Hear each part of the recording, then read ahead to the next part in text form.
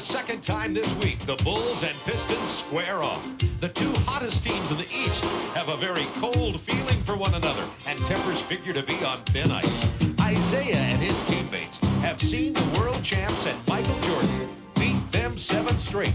And Chicago's current 11-game winning streak has them pointed toward the NBA all-time best record. But the Pistons hope they have enough punch to break the streak. Chicago-Detroit next.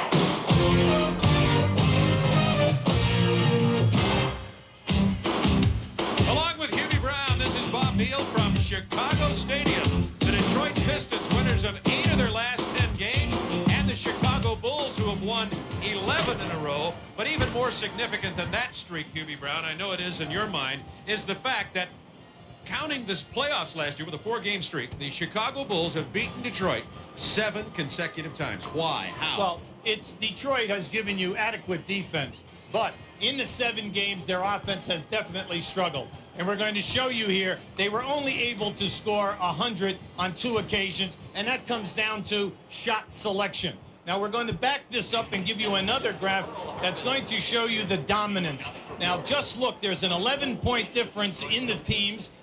Detroit struggling at 42%, poor shots. All right, then you have the rebounding dominated by Chicago, and then the key, whenever things aren't going well in your offense, do you get to the foul line? When guys get in foul trouble, that forces substitutions. Chicago dominates. In this particular series between Detroit and Chicago, there are fascinating matchups all over the court, even including the bench. But I know there's one that you think is particularly significant. Yeah, it's Mr. Defense, who is referred to as Mr. Offense, Michael Jordan, versus Joe Dumars. Now, Joe is on a hot streak, is one of the key scorers of this team, leads Detroit in scoring right around 20. He has only been able to average 13 points a game in the 7, but most important, he's shooting a low 32%. At the other end, Michael Jordan is getting his points and shooting his average. The Chicago Bulls could be on their way to win more games in the regular season than any team in history. My question for you here, how good is this team historically? How good are they? Well, they have to continue to win championships, Bob, to go down in the record books. But right now, they're devastating. They have an 11-point differential. That's frightening because the next closest team is Portland at 7-8. That's an indication of what you're doing offensively as well as defense. They have the defense, they can score, and then in the closing seconds, they've got that guy Michael Jordan. Not to mention Scottie Pippen. We'll be back with them and the Detroit Pistons right after this.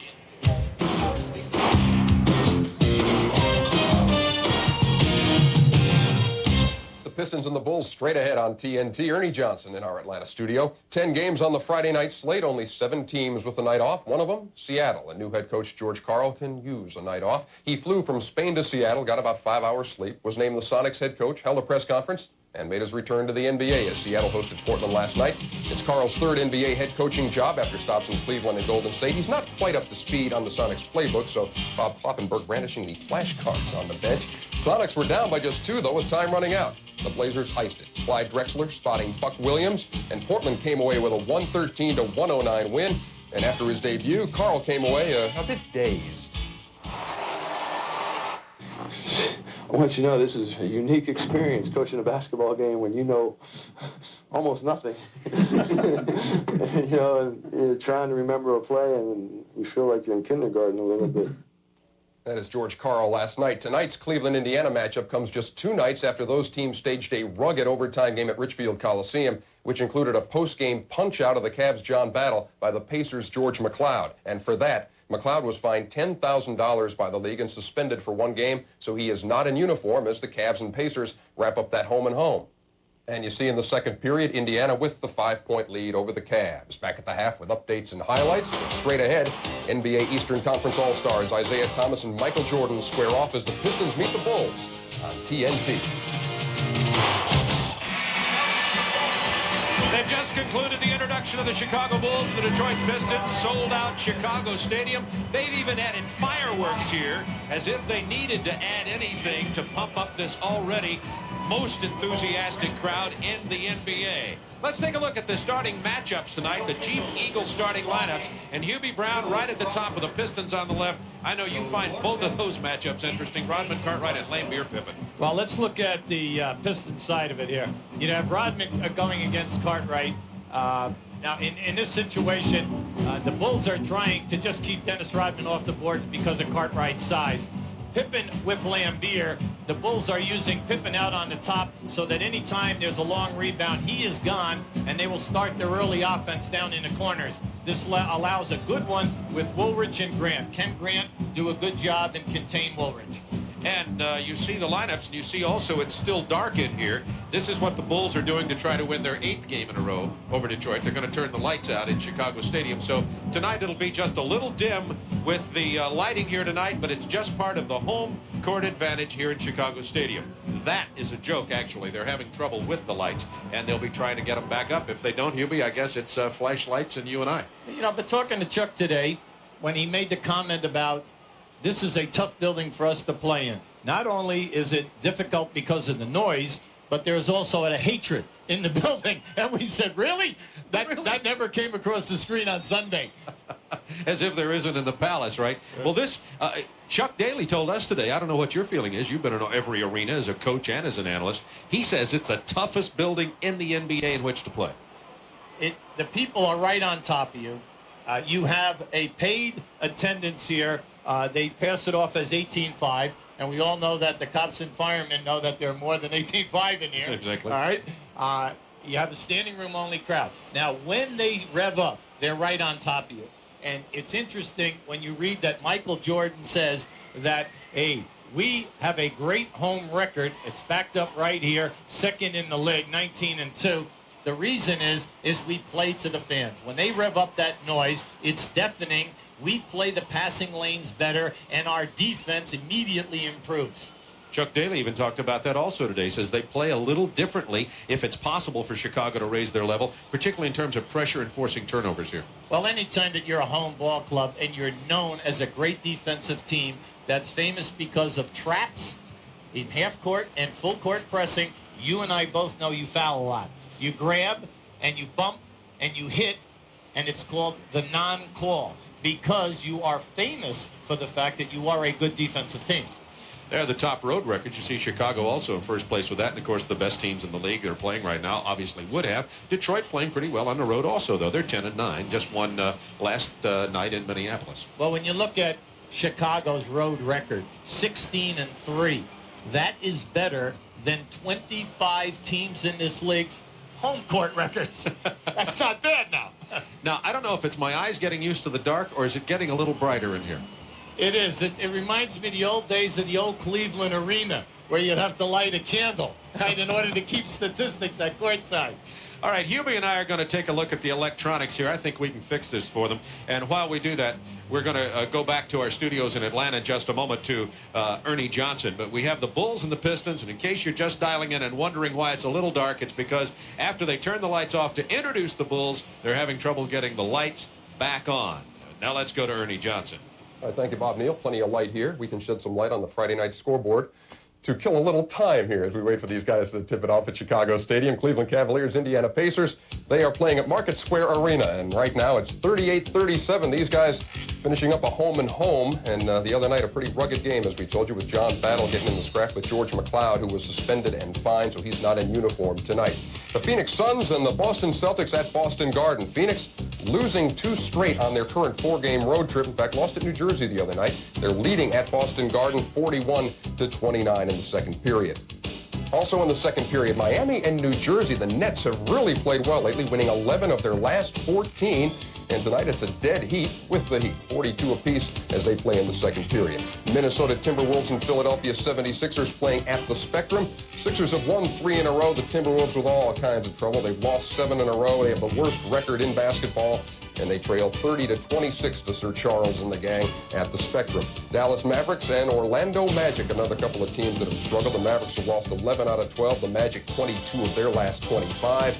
Dallas, look at that, 14 points, and they're in the second period. It's 26-14. Starting in a few minutes, about 15 minutes from now at Hemisphere Arena, Bob Bass, who is 1-1 as the new San Antonio head coach, as the Spurs take on the Milwaukee Bucks. And later tonight, the Atlanta Hawks wind up their 6-game road trip as they take on the Portland Trail Blazers. Sacramento and the LA Lakers will wrap up their home-and-home series, and the New York Knicks and the Golden State Warriors. That should be a dandy, as they are playing at Golden State. The Warriors, of course, leading in the Pacific Division. As we wait for the start at Chicago Stadium between the Pistons and the Bulls, let's bring you some bonus coverage. The Cleveland Cavaliers taking on the Indiana Pacers tonight. We have told you about some of the bad blood between these two. Let's take you live now to Market Square Arena for the Cavaliers and the Pacers. Misses the tray, gets it back again. Well, what the Pacers have tried to do is match up with the Cavaliers with this small lineup. Nice move that time by Person, but he can't make it pay off, and Elo comes out of the stack with the basketball. Both teams going small. Cavs forced to because there's no Doherty. Pacers trying to match up. Larry Nance, turnaround jumper. Had a good shot that time, and Larry just couldn't buy it. Make about 8 out of 10 of those. Sure will if you can get that close. Michael Williams off to Fleming. Elo with another rebound. Boy, Craig Elo has just been a terror on the backboards. Well, the Cavs are doing a good job, but they're playing half-court basketball. There's their strength. Any two-man game with Nance, any post-up stuff by Nance is going to work.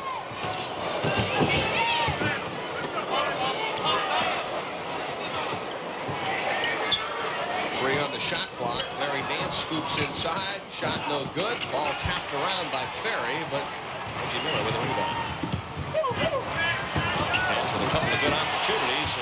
Larry Nance could never get down the floor in time to catch up with Chuck Person, who has 15 first-half points. Well, that's one thing they cannot afford to do is give up easy baskets like that in transition. Coach Wilkins wants a time, and he gets it with 2:47 left to go here in the opening half. We'll take a break here in Market Square Arena. 46-43, a close affair between the Pacers and the Cavaliers. And we'll be back in just one moment. So that is bonus coverage here on TNT. The Pacers and the Cavaliers in that Central Division collision. Indiana leading 46-43 as they play in the second period. What can I tell you, folks? Good things are worth waiting for. The Detroit Pistons and Chicago Bulls, they will play tonight as soon as they get the lights fixed. We'll take a break and be back in just a minute. Chicago Stadium, as usual, they turned out the lights for the spectacular introduction of Michael Jordan and the Bulls, but little trouble getting the lights back on. So they wait and they warm up in the darkness at Chicago Stadium. The Pistons and the Bulls coming up on TNT, we promise. But in the meantime, how about some more bonus coverage? We showed you Cleveland a minute ago. How about the Phoenix Suns and the Boston Celtics? Phoenix in the midst of a 4-game road trip. They've lost on the first 2 stops as they hit the parquet. Let's turn it over to Al McCoy and Dick Van Arsdale. Celtics have a lot more free throw opportunities also than the Suns. They'll have a new shot clock here, of course, and the inbound pass comes out to Sherman Douglas. Douglas working against Phoenix guard Kevin Johnson. Moves it to Reggie Lewis. Lewis gets inside Barley. Here's the jump shot. Won't go. Reba Klein pushed off there, and that'll be a foul on Joe Klein of Boston. Easy to see that. 7 foot, 270 Joe Klein pushes Chambers on the baseline. So the Suns will come back, leading 43-39. Out of backcourt comes Kevin Johnson. So the Celtics now on a run where they've outscored Phoenix 10-2. They want to double team Kevin Johnson. He'll swing it to Perry. Perry with the fake, takes it in the lane, turns, passes off to Lang. Out to Marley, out to KJ. He drops the ball for Chambers, and then a 3-second lane violation will be called against Phoenix. They turn it over. Their offense is sputtering. They're not in a smooth transition game now. Celtics are playing their style of ball. 43-39. Phoenix hanging on to that 4-point lead with just over 4 minutes remaining in the first half. Here is Douglas out front. Douglas drops it off to Klein, out front for Fox. Fox at 3-point range, pass deflected by Marley, but Fox will get it back. Now go low to Terrace. Perry's with that familiar spin move, and the ball's knocked away. Picked up by the Suns, Kevin Johnson. Out to Marley on the break. Down to Tim Perry. He goes in for a flying slam dunk. Got to get those easy baskets once in a while. Somebody's got to get that net back down. 45-39. The Suns lead it. Sherman Douglas sets up over on the left side of the court for the Celtics. In low to Paris. Paris against Lang. He turns. Here's the right-handed hook. Didn't get that one. The rebound underneath for Tom Chambers. Excellent defense. Out to Kevin Johnson. Into the lane. Waiting to Chambers. He wants to shoot. Short. Way short. It'll be an air ball and go out of bounds. Boston's possession. Wide open. He just didn't get it there. 45-39. Phoenix leads it by 6 points. Sherman Douglas. Out between the circle. Boston goes into their half-court game. Douglas edging to the left now. Looks for somebody to get open. And finally, Reggie Lewis comes out at three-point range and gets the pass. Working against Marley behind a Klein pick, and that was a hard one. Now Lewis wants the jumper. 16-footers off the mark. Time running out on the shot clock. Rebounded by Marley over the Suns. Kevin Johnson. KJ up out of backcourt. Stops. Looks. Has Marley over on the left. Back to Kevin Johnson. KJ on the perimeter. Right side for Perry. He has the jumper. Oh, in and out from 15. Just rattled around and came out. That's because it had no arc on it. Perry's rebound from Boston off to Douglas. 2 minutes and 40 seconds remaining in the second quarter. Gets the ball to Rick Fox. Fox over on the perimeter. Puts the ball down on the floor against Perry. He's going to be double teamed. Out to Lewis. Now Douglas is open in the near corner. 18-footer good. Sometimes you think maybe there's a little bit too much double teaming when guys get open shots that are that easy. 45-41. Phoenix leads the Boston Celtics. And we are going to get a full timeout called here. 2:21 specifically left in the first half. Phoenix 45, Boston 41. And there you see the score. Bonus coverage continuing here on TNT. The Phoenix Suns with a 45-41 lead over the Boston Celtics, who are trying to run their winning streak to 5 games on the parquet. We are spanning the league here with bonus coverage as we wait for the Bulls and the Pistons to tip it off. Does it look much brighter? Not much. We'll be back in just a minute.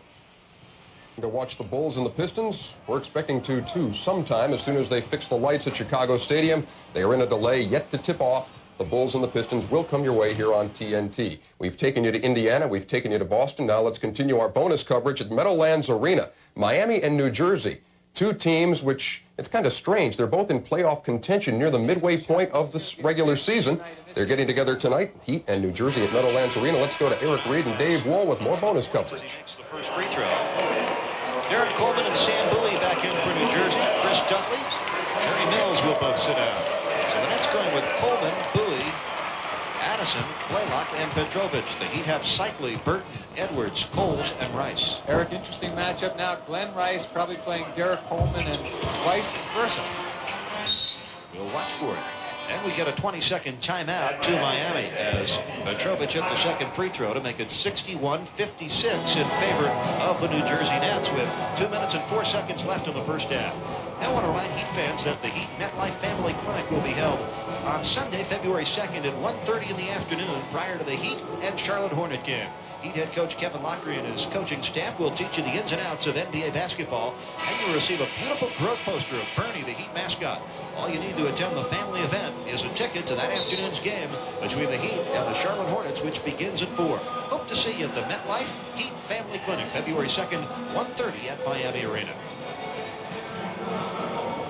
In the second quarter, Phoenix leads at Boston 41-31. Second quarter score, Cleveland leading at Indiana 44-43. And the 76ers at home with 8 minutes left in the second quarter, running away from Minnesota 42-28. Miami's ball, they go with Coles and Shaw in the backcourt now. Ryan Shaw has it, head of the circle, feeds it to Coles, stolen by Mookie Blaylock. Blaylock racing with Coles and Burton, lays it up, blocked by Burton, it goes in anyway. No foul, just a goaltend on Willie Burton, but the shot dropped anyway. 12 points for Mookie Blaylock. We told you he one of the best in the NBA in steals. 4th this year. He was 6th last year. 63-56 New Jersey with a minute 45 left in the half. Burton left wing pull up from 20. Got it. Willie Burton having a terrific night so far. 14 points in the first half for Burton. Again, 63-58. Very tough for Coleman to play him, but he's got to work Coleman on the boards on the other end. And Bowie out to Blaylock, left of the circle. 12 to shoot, back into Bowie. Back to Blaylock, pops it from 20. Book it. Mookie Blaylock with 8 1/4. 26 points out of their guards already, Eric, and we've still got half a game to go. Blaylock with 14, Petrovic with a dozen, and the Nets leading at 65-58. Here's Willie Burton with a minute 5 left in the half, goes down the lane, scoops it up, in, and a foul. Willie Burton with a license to drive, and he is motoring all over the Brendan Byrne Arena tonight. Again, we've talked so often about it. He really takes his man to the basket. Sometimes he's near unstoppable, at least getting there. He's really finishing well tonight. And right now, Kevin Lockery really exploiting the matchup of anybody on Willie to go and isolate him. 16 in the first half for Willie Burton. You've got to respect the way he has responded to the adversity encountered here in his second pro season. And he hits the free throw to stay perfect at the line tonight. He is 7 for 7 at the stripe. Has 17 first half points. Remember, his season high came here in New Jersey, 24. Petrovic out of the left corner fires and hits. And the Nets go back up 67-61 with 50 seconds left in the half. Key point here, 32 points for the guards already, or 30 points for the New Jersey guards. They average together only 34 points per game in the season. Both Petrovic and Blaylock with 14. Edwards right corner jumper. He hits it just to the right of the circle. Kevin Edwards. And he's had an excellent quarter. Edwards with 6 field goals in 7 attempts, a dozen points. 67-63. Nets by 4. Blaylock, top of the circle, puts it in the air and right in the basket. So the net guards continue to fill it up. 16 now for Blaylock. Well, one of the reasons is they're trying to double down on Coleman or Bowie, so the New Jersey's doing a great job finding the open man on the perimeter. 69-63, Nets by a half dozen. Heat ball, 15 seconds left in the half. Burton on the handle, sideline left, guarded by Coleman. On the three-point line, 9 seconds left. Burton now spins baseline all the way, scoops it up. No good, but a foul on Sam Bowie. And Willie Burton has dominated the offense for Miami in a very positive way. Look, what Kevin has done so well in this instance, Willie's really the power forward. He's playing the 4 spot offensively. Nice drive. Bowie wanted the offensive foul, but it's very difficult for Coleman to try and defend him out in the open court. Well, you're so right about moving Burton to the 4 spot here. And he hits the first free throw. He's 8 for 8. The Heat going with Shaw, Edwards, and Coles. Salley and Burton up front. And Bill Fitch hasn't found an answer for Willie Burton yet. And the thing is, they really haven't exploited it at the other end, so the Heat's gotten the benefit of it right now. 10 first half free throws for Willie Burton. Actually, 9. Here's Blaylock, the other end. Hits the shot with 2 seconds left from 20 feet out. Now, who's hotter, Burton or Blaylock? 18 for Blaylock. Boy, somebody cool off those New Jersey Nets. 71 points in the first half. They lead Miami 71-65. They've won 5 straight at home. Have the New Jersey Nets. Meantime, at Chicago Stadium, as we wait for the lights to come back on, somebody get out the light meter. Doesn't look much better. We're waiting for the Bulls and the Pistons to tip it off.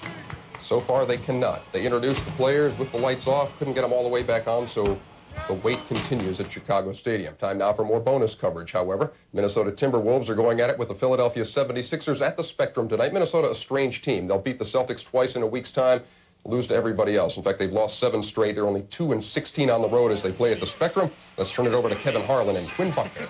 This is the 41st game for Minnesota, the halfway point of the season. All-Star break comes up in a couple of weeks. On the fly, Gerald Glass. Barkley comes up with the rebound. Oh, well, you better stop him. Look out.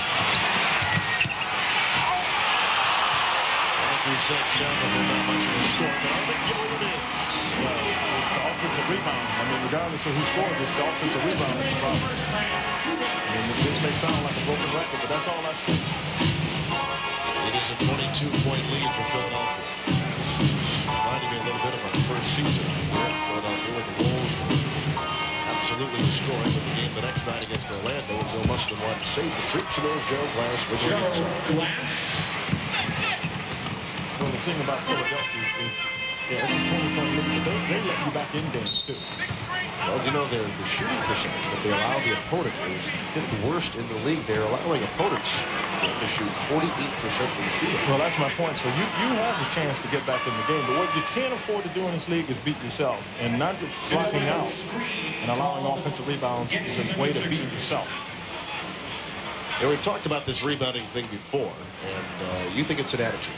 I think he's got, yeah, you got to warn it. I mean, I listened to Charles Barkley talk about it. You know, he's one of the best that's ever done it. Dennis Rodman, I did an interview with him just Wednesday in Minneapolis, as a matter of fact, and he said, Quinn, it's just that's all I concentrate on. When the ball goes in the air, it's the only thing I want to do.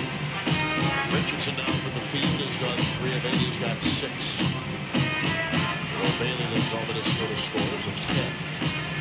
Johnny Dawkins. Boy, he's got a nice stroke, and he is on the money tonight. Johnny Dawkins is now 3 of 6. He's got 8. That shot is easy to go in when you're up 20. Yep. Guys can take that and make it all day long. Spencer with 3 fouls takes it inside. 18-point game. We've got under 45 seconds right now remaining in the first half.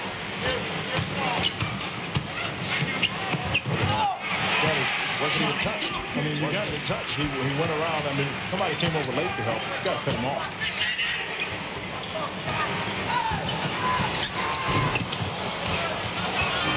Barkley with another rebound into that category. It's now a 6-rebound advantage for Philadelphia. Folks, 12-9 advantage over Minnesota. A 3 by Dawkins.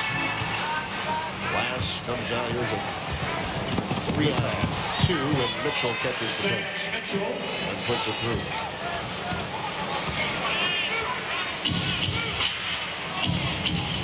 Dawkins will work it up. Extra time remaining in the second quarter before halftime. Try to force a dribble penetration.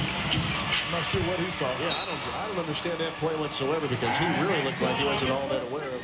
So not much of a surprise there. The Minnesota Timberwolves trailing the Philadelphia 76ers 62-44. They are at the half now at the Spectrum. If you're just joining us, this is Chicago Stadium, and folks, let there be light. It's coming back on. The Bulls and the Pistons are going to play. We're going to bring it to you live here on TNT. We'll be back after this timeout.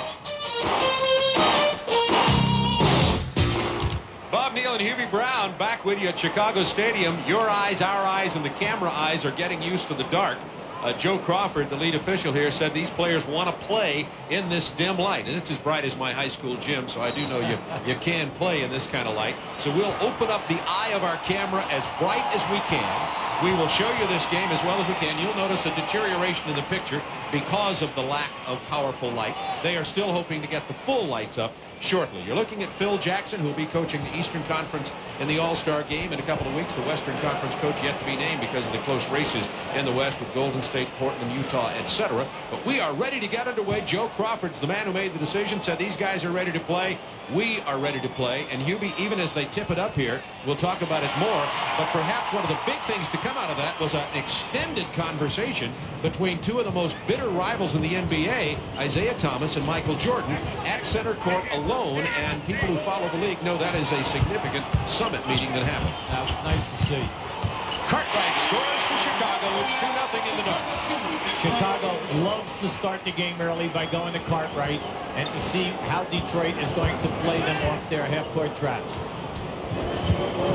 Here's Pippen in the face of Lambeer, one of those key matchups. They're booing Lambeer every time he touches the ball. The pick and roll, and he goes to the hoop. Normally, he spots out for the jumper. Wow, that was a give and go down the middle, and that's something new, which they definitely have put in. This is only their third game in the last 9 days. Meaning they've had a lot of practice time, or more than usual this time of year. Into Orlando, Woolridge.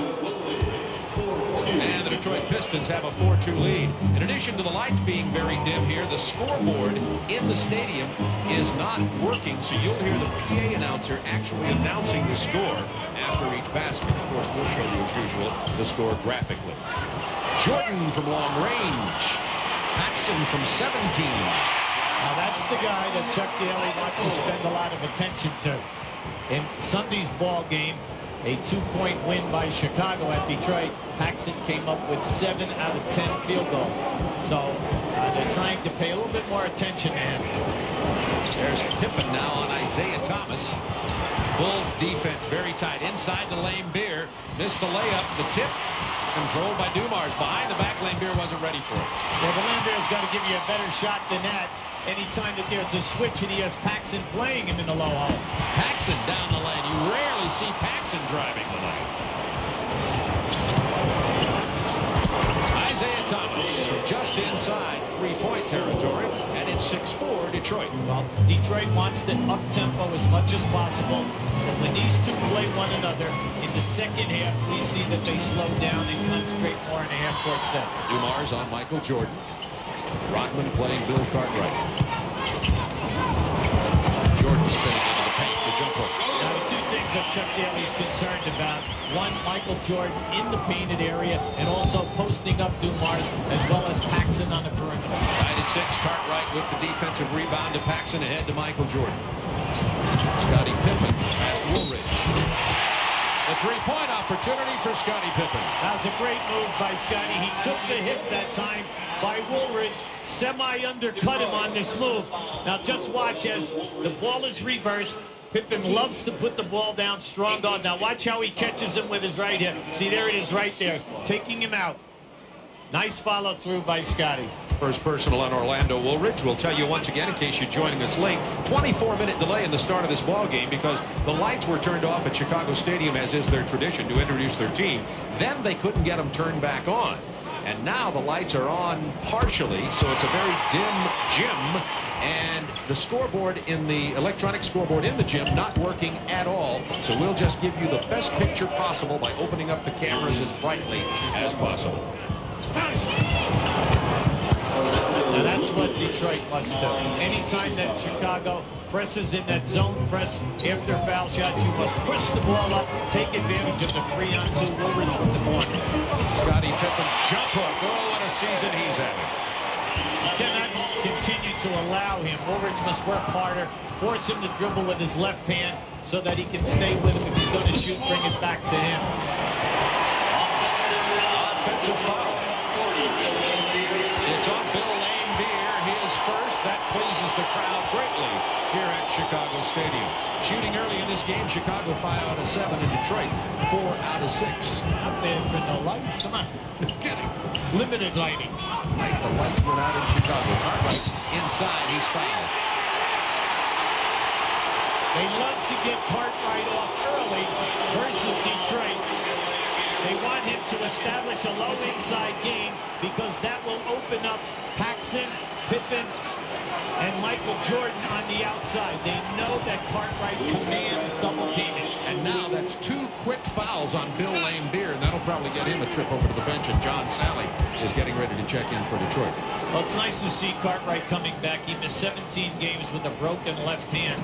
He is not shooting anywhere near what he has throughout his career, which was 54%. Right now, he is struggling. He's only at 40, and he's even struggling on the line at 67%. But how about Phil Jackson before the game telling you and I that Laimbeer has not played a good game here in the last 6 times in this building? Interesting statement. The crowd here all over Laimbeer. It happens everywhere, but in this building, they boo him from the minute he shows his face here. They even booed him when he went to the bench right there. And I think what Phil Jackson was saying is that he thinks it must affect his game some. At the top of the show, we tried to bring out the point that Joe Dumars struggles versus Michael Jordan. 32% shooting in these last 7 games. Now this will give Joe the confidence, and maybe they can get him some better shots where it always isn't a struggle versus Jordan. 12-10, the Bulls leading in this ball game. We have 8:03 to go in the first quarter. Lights not up fully here. That's why you see a grainy picture coming from Chicago. Beautiful pass, Jordan to Horace Grant. The Bulls run without the ball to the front of the rim better than any team in this league. And then the unselfish play, the pass is always on the money. Isiah Thomas makes it a 2-point game. See, this is what we must see more of. The guys who are putting the screens, screen Jordan. Do not allow him to fight through the screens. And Joe's first 2 shots, he's been wide open. In the dark here, each team 6 of 8 shooting the ball. And Pippen. And the Bulls now are 7 for 9 from field goal range, and that includes some shots from the perimeter. Maybe this is a new idea. It's really rather dark at both ends here, Bob. But, you know, it's just like the guy shooting at between 7 and 8 o'clock at night outside of the garage or down at the playground. Isiah Thomas misses. Horace Grant with the rebound. Michael Jordan being defensed by Joe Dumars. A battle down low between Rodman and Cartwright. Pippen, the jump shot over Salley. Rebound Rodman out to Joe Dumars.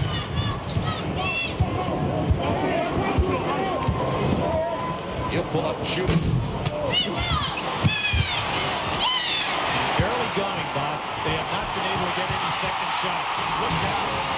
Well, Jordan just leaked out while everybody watched Salley battle for the rebound. Yeah, but as soon as Joe Dumars let go with that jump shot, he should have landed and gone because Michael had already taken off. 6-point Bulls lead. 6:17 to go first quarter. Woolridge from outside. Not his shot. Detroit has not been able to get into the painted area for any kind of a high percentage shot. Horace Grant posted against Orlando Woolridge. Okay. Paxson wide open. That's the killer. He's been open twice, 2 for 2. And John Paxson Paxson really hitting his stride the last few games. They're on the feet in the dark. Chicago on a 6-0 run. We have a timeout with 5 minutes 54 seconds to go in the first quarter from Chicago Stadium. We're going to show you Joe Dumars releasing on his shot. Now, as the shot goes up, Dumars commits the sin of coming inside as Michael Jordan takes off and runs the floor.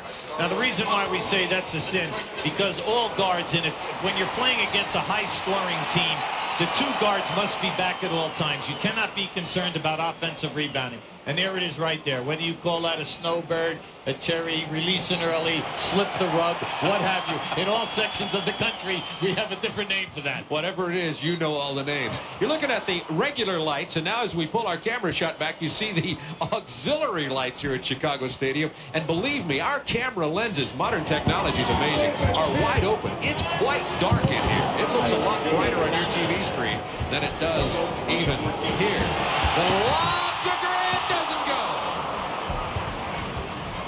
That was a perfect pass. That should have been a carry right there.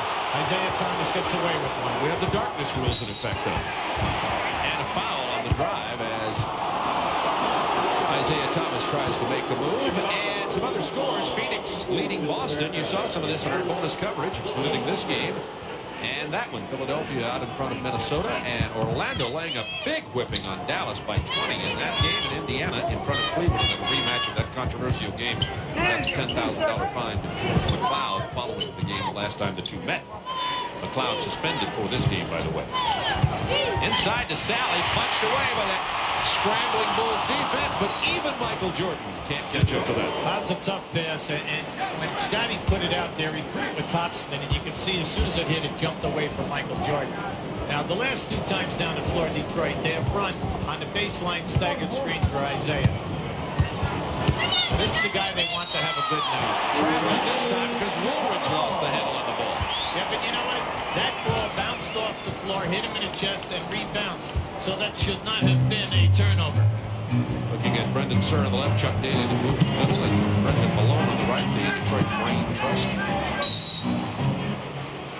Illegal defense being called against Detroit. Well, that time, Michael Jordan was going to post up on the right-hand side versus Dumars. This is a major concern by Detroit. Salley left his man and was already coming to help out. New shot clock, Chicago ball. 4:38 to go first quarter, 6-point Chicago lead.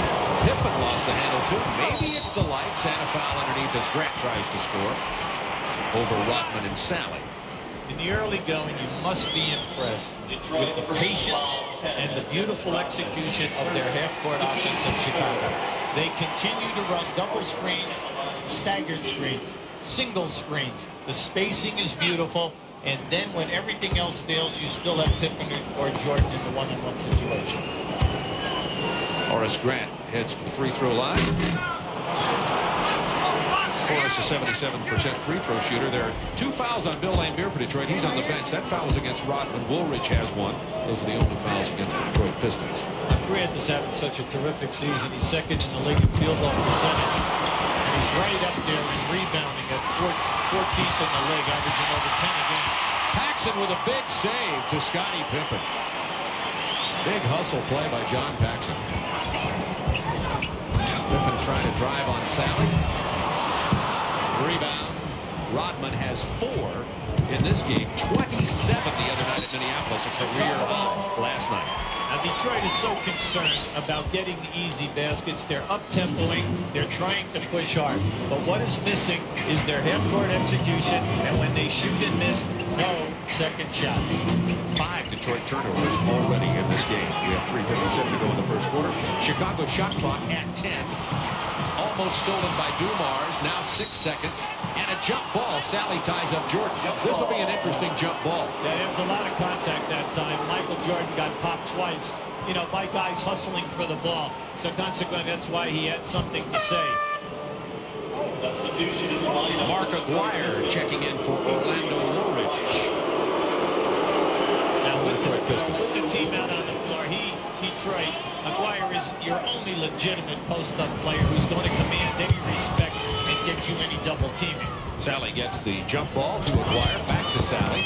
He'll pull up for the 15-footer. John Salley. It's 20-16. The Bulls by 4. And a Chicago turnover. A chance for Detroit to cut it to 2. Chicago's turned it over 3 times. Detroit 5 times. Maybe the darkness, I'd say it does affect the players a little bit. Well, what's happening? Grant is beating his man down on the floor every single time, so he is available for a pass. Dumars left open on the wing, drains it. Jordan wasn't near him that time. His 3 field goals that he has made, he's had a 5 to 6 foot difference between he and Michael Jordan. And they finally got the electrician in the building. The lights are getting back on in Chicago. That's why you're hearing the cheers. 10 to shoot for Chicago. And Cartwright had Isiah Thomas down low, dumped it off to Pippen. Pippen has 9 points early in this game.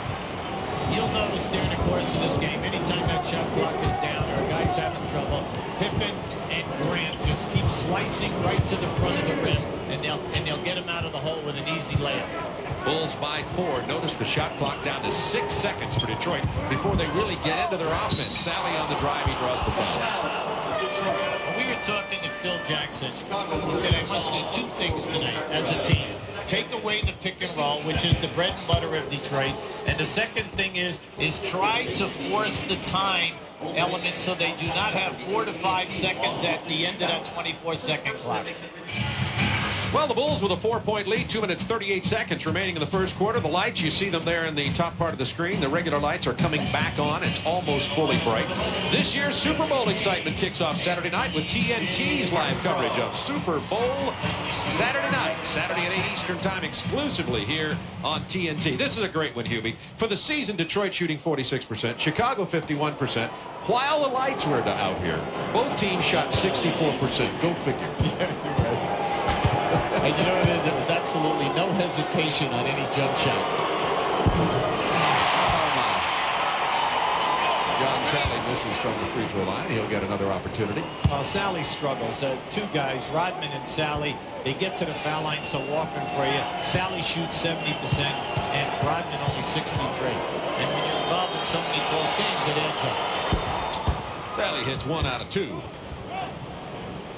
Now, the trap on Sunday caused problems for Chicago. Now, this is the first time that I've seen them in a 1-2-1-1. Jordan couldn't handle the pass into the lane. B.J. Armstrong just checked in. And guard along with Stacey King in its center. If you do not get the turnover, the main thing is to get him to take a jump shot. If not, run time off the clock. We're down to 3 seconds. Jordan backs up to take the jumper. He doesn't get it. Rodman kept it alive and then controlled it. What a rebounder. Best in the game today by far. Isiah Thomas on the drive. Punched away by guess who? Michael Jordan, but controlled by Isiah Thomas. I'd say he came from way outside to get that. Mark Aguirre just inside 3-point territory. 22-21. And it's a 1-point game. They need Aguirre to play big. The last time they were in here, which was the first time in the year, beginning of the season, Aguirre was in early foul trouble. He had 3 right away in the first half. Came on and had a nice second half, but the game was over. Now 8 on the shot clock for Detroit. Grant gets it back to Jordan. Now 4, 3, 2. And Jordan drains it. How many times have we seen that? Yeah, but, you know, he had Aguirre on him. Now, if Aguirre could get him to take that jump shot, he did a good job. You know, Michael Jordan, now let's face it, he's only shooting 53% for the year. He and Marcelonis are tied, and they're the top guards in shooting percentage in the league. Salley inside the paint, the jump hook. Rodman, the offensive board, and the tip-in. Something you don't see a lot. A lot of offensive boards, but not a lot of scoring off of that for Rodman. Well, you see in that first time when Cartwright was in there, Rodman, no offensive rebounds. But now that King is in there, right away he had to put back. And Rodman got that rebound, and he was fouled over the back by Horace Grant. Now, the reason why he was wincing, he has a rotor cuff problem with that right shoulder. And he just plays right through the paint. Horace Grant picks up the personal. That's his first. Cartwright, by the way, for Chicago on the bench right now with 2 fouls. Lane Beer has 2 for Detroit with 43 seconds to go in the first quarter. Rodman 7 rebounds already.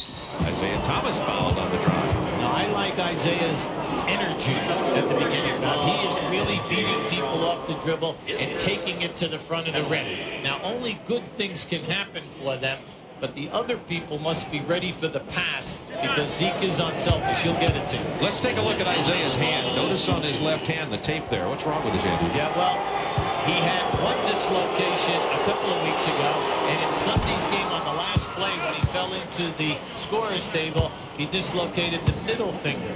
So he has them taped together. Fortunately, but you know, it's interesting though, he has no trouble dribbling with that left hand. Maybe you should keep those fingers taped together. Isiah Thomas now with 6 points and 6 assists early. Of course, as most people know who follow the NBA, Isiah Thomas grew up about 10 blocks west of Chicago Stadium, so he's back in his old home neighborhood. Salley kept it alive to Rodman. See, that time to press, got Chicago to do what you want. No turnover, get them to take that jump shot. Detroit's got to be happy with their first period here. Absolutely. Here's the key right here now. Can they play two-man basketball with either Thomas and Aguirre or Dumars and Aguirre and get the score? Pippen tried to back in Aguirre, and Pippen called for the foul. That's his first. Well, you see Scottie Pippen, he's going to stunt there. He's saying, well, well, he's on the second all-league defensive team. He expects to get away with a few bumps on any post-up player. You know that. What a year Scottie Pippen is having. You know, on any other team, he would be the guy they'd say, come watch Scottie Pippen and the Chicago Bulls. Without Michael Jordan. Aguirre misses the free throw. Aguirre also in Chicago. They need Mark Aguirre to come off the bench and give them big numbers. He's got to get them in the high teens or low 20s in order for them to be successful here tonight. The lights dimming again here at Chicago Stadium. That drew some derisive cheers. Very old building. See, now they're matched up man-to-man. Pippen from Lake Michigan. King tried to put it back at the buzzer, and at the end of the first quarter of play, Detroit has edged back here and taken a 2-point lead, 26-24. Back to Chicago Stadium, the Pistons with a 2-point lead after the end of the first period. A 24-minute delay in starting this game because the lights failed to come back up after the introduction of the Bulls. Both teams shot light out more than 50% in the first quarter, and Detroit took the lead. Yeah, I like the Chicago game plan, and now Detroit seems to pick things up right now because they're penetrating, and then also with Aguirre in the game in the low post threat, things are happening for them. Salley to Dumars. He's left open after he came around 2 screens down the baseline. Well, Chicago should know that play because that is their offense, and Detroit put it in over this 9 days where they only played 2 games before tonight. And Phil Jackson was talking about the fact that the Bulls have played. This is their 6th game in 9 days. Foul on Aguirre. Yeah, see, down inside, these are the things that Aguirre cannot do in a game like this. He cannot get cheap fouls just on a guy trying to post up. And you're going to see it right here. See, they get in a wrestling. You can't grab him by the shirt. Just overplay him, use your forearm, and hold him off. And it comes right back. And it's a foul on Chicago. Stacey King, his first. Chuck Daly, resplendent in his earth tones.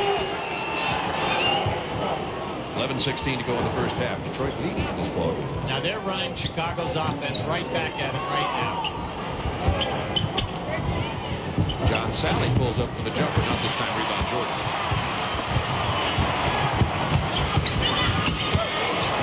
Pippen. See, once again, in transition, he's murder going to his right. You must force him to put the ball in his weak hand and show you that he's got a game. Salley picked him up that time. Salley's a shot blocker.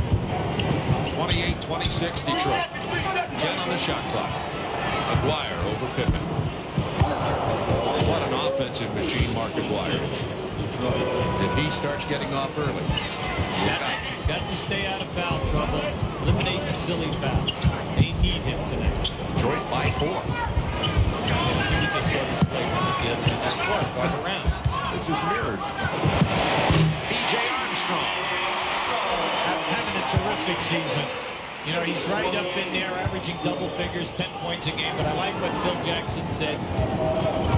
He is becoming better at initiating our offense. He's a clear out. Aguirre being defended by Horace Grant. He'll pull up and shoot that one. Not this time. Stacey King gets the rebound to B.J. Armstrong. Pippen forced to his left that time, gives it up to Armstrong, blocked by Salley. Armstrong comes away with it and turns around and launches a 2. Pippen with a big board and a jam. He's so electric because he can hurt you in many ways. He's a three-point shooter. He's a slasher. He can post up, and then on defense, he's all in. So he gives you the total package, and then he leads the team in assists along with all of that. Ties it at 30. There's another clear out. For Joe Dumars, nice bucket.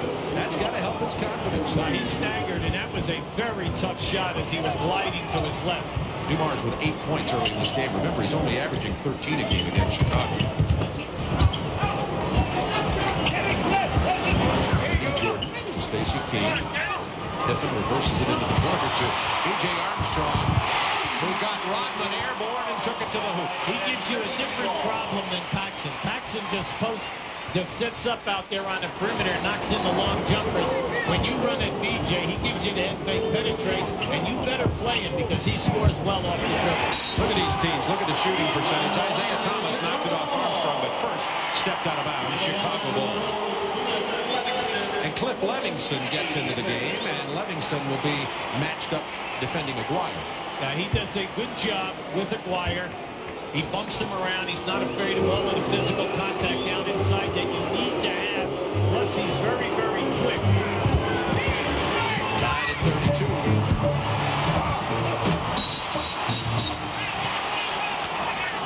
Oh, technical foul. Technical foul on Rodman. Looks like. Let's hold it a moment till they sort this out. Now, wait a second here. Now, Dennis Rodman is bleeding his face. Blaine Ranko. And they're either calling that he grabbed onto the rim or he grabbed onto the net. Now that time there were 3 guys underneath the rim. There were 3. Now keep an eye on it. Rodman's right in the middle. See, he was pushed from behind. He went up and he grabbed onto the net. See, he held onto the net. So Michael Jordan will shoot the technical.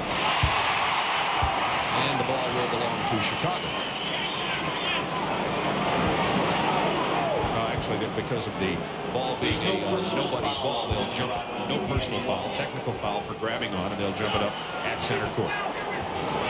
It says Bading or Baching or something in the back of his head, one of his new billboard messages in the haircut. Now Detroit has Gerald Henderson in there. Now they just picked Gerald up. He was waived by Houston, but he has been with Detroit during 2 of the championship years. This is his 3rd trip with the Pistons, so Chuck Daly likes the fact that he knows the system. Now trying to defend Jordan. Hustles it inside. He was determined to shoot over the top of Henderson that time, no doubt about it. Now Gerald that gives you good leadership. He's been a point guard in this league for 13 years, and he has 3 championship rings, 2 with Detroit and 1 with Boston. Michael Jordan with 9 points right now. Henderson left open for the jumper. And he can do that. When he was with Philadelphia, he became a very, very dangerous three-point shooter. 7:31 to go in the first half. Detroit and Chicago. The Bulls have beaten Detroit the last 7 times they played, including the 4-game sweep in the playoffs last year. Stacey King against Lambeer, who checked back in with his 2 fouls. See, that time no pressure on the shot. They're concerned about King. They said when he was starting in Cartwright's absence, he did a terrific job for them both ends of the floor. But now, with sporadic minutes coming off the bench, production is way down. Chicago on a 7-2 run here. Detroit with 7 on the shot clock. Dumars slipping on the floor. Livingston tackled by Lambeer, and that'll be 3 personals on Bill Lambeer. Yeah, that was very costly. Lambeer knew that was going to be a 3-on-1 going the other way.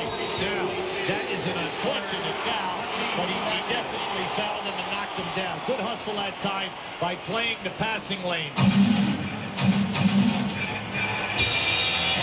You're going to see it right there. Cliff Livingston shooting the gap.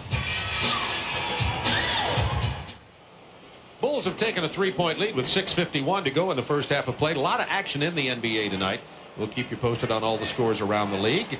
Phoenix leading Boston at the Garden. That's in the third quarter now. And Miami, New Jersey playing Cleveland. Both of those teams may have playoff hopes. That's what they're thinking, even though we're just nearing the halfway point of the season. Orlando out in front. And Indiana leading Cleveland. Milwaukee in front of San Antonio down in Texas.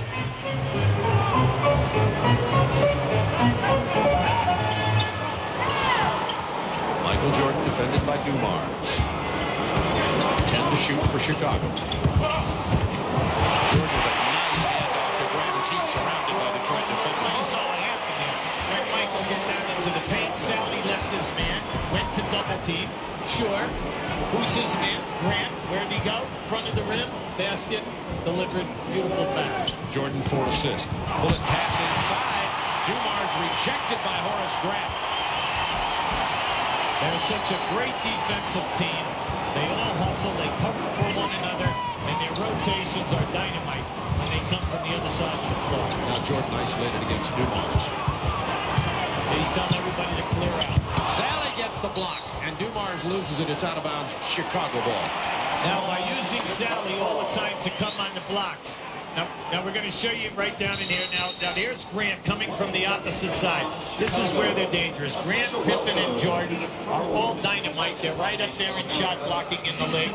Then they keep it on the floor and they hurt you in transition because the other people are already moving to the other end of the floor. Chicago gets the 22nd timeout. We might point out this, that ball went out of bounds. It belongs to Chicago. When they come back, they have only 4 seconds. So Phil Jackson calling a play here, aware of the time. And let me remind everybody, Hubie, that at the conclusion of tonight's game, you and I will be selecting the Budweiser player of the game. Now, the designated double teamer we can see for Detroit tonight is Salley. It's usually Lambeer. Now, Salley has moved 3 times to double team. It has cost them 2 field goals. On that last one, Jordan put the shot up. Once again, Grant was right in front of the rim, open. Michael never saw him because he came from the backside. 3 to shoot, 2. Salley's on Jordan, 1. That won't count. It was after the clock wound down. Well, I tell you, they both had it.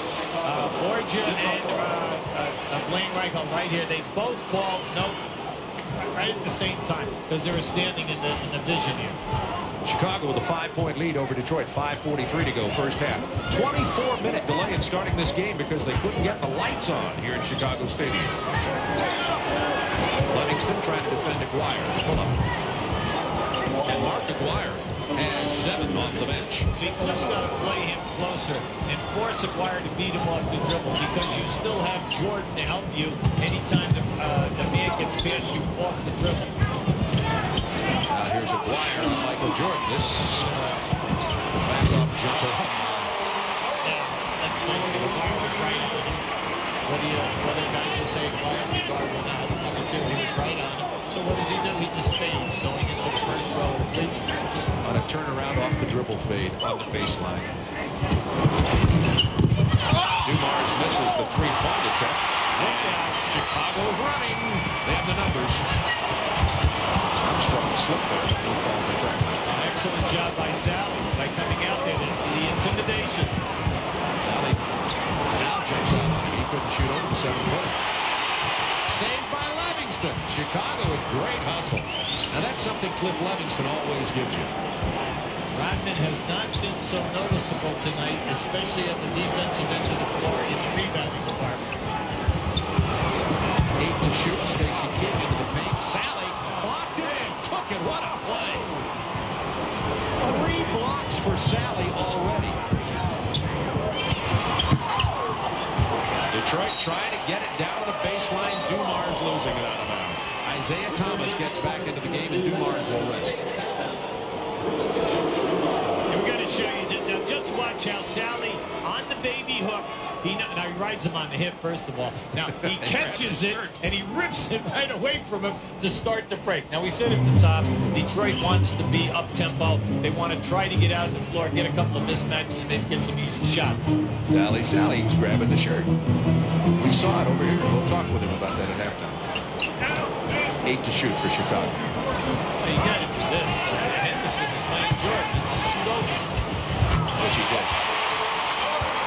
No-brainer there. 13 for Jordan. But you know what you liked about that? They took their time. They knew they were going there, and they just allowed you to halfway fall asleep defensively. Good call down on that baseline. Isiah Thomas coming off a screen set by Rodman, and he was grabbed. That's on B.J. Armstrong, his second foul. Armstrong will go to the bench. John Paxson checking in for Chicago. Actually, B.J. Armstrong is going to stay out here, and Michael Jordan will rest with 3:33 to go in the first half. Well, usually they go right at B.J. Armstrong with Isiah Thomas. Stacey King pushing Salley way away from the basket. So you got to go to the hole, big fella. There you go. Doesn't get the fall. Grant took the rebound from Rodman.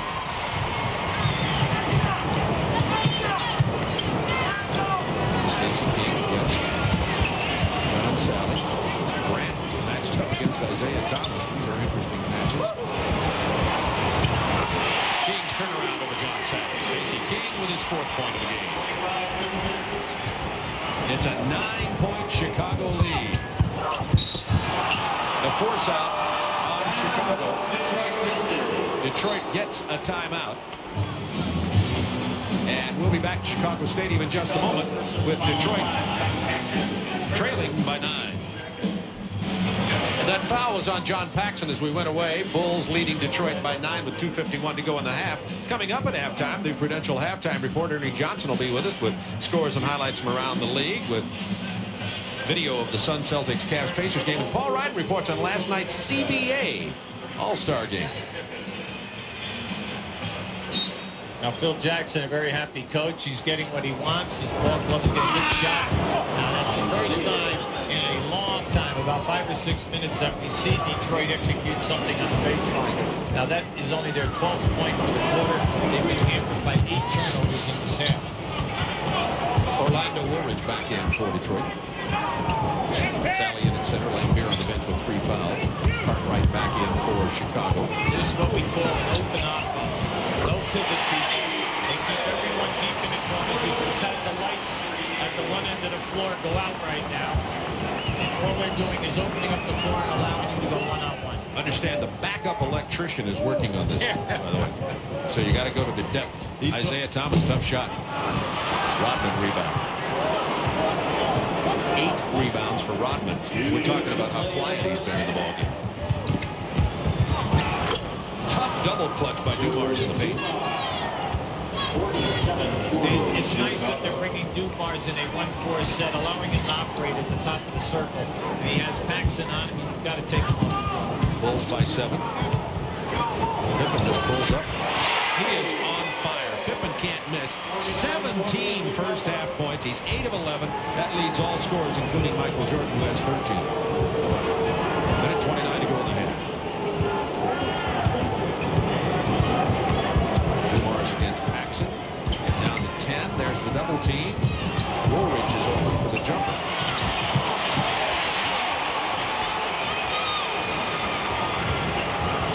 Woolridge defending Pippen. So far, nobody's defended him very well tonight. He's been able to hurt everyone dribbling. Cartwright's jump hook won't go. Salley with a rebound off to Isiah Thomas.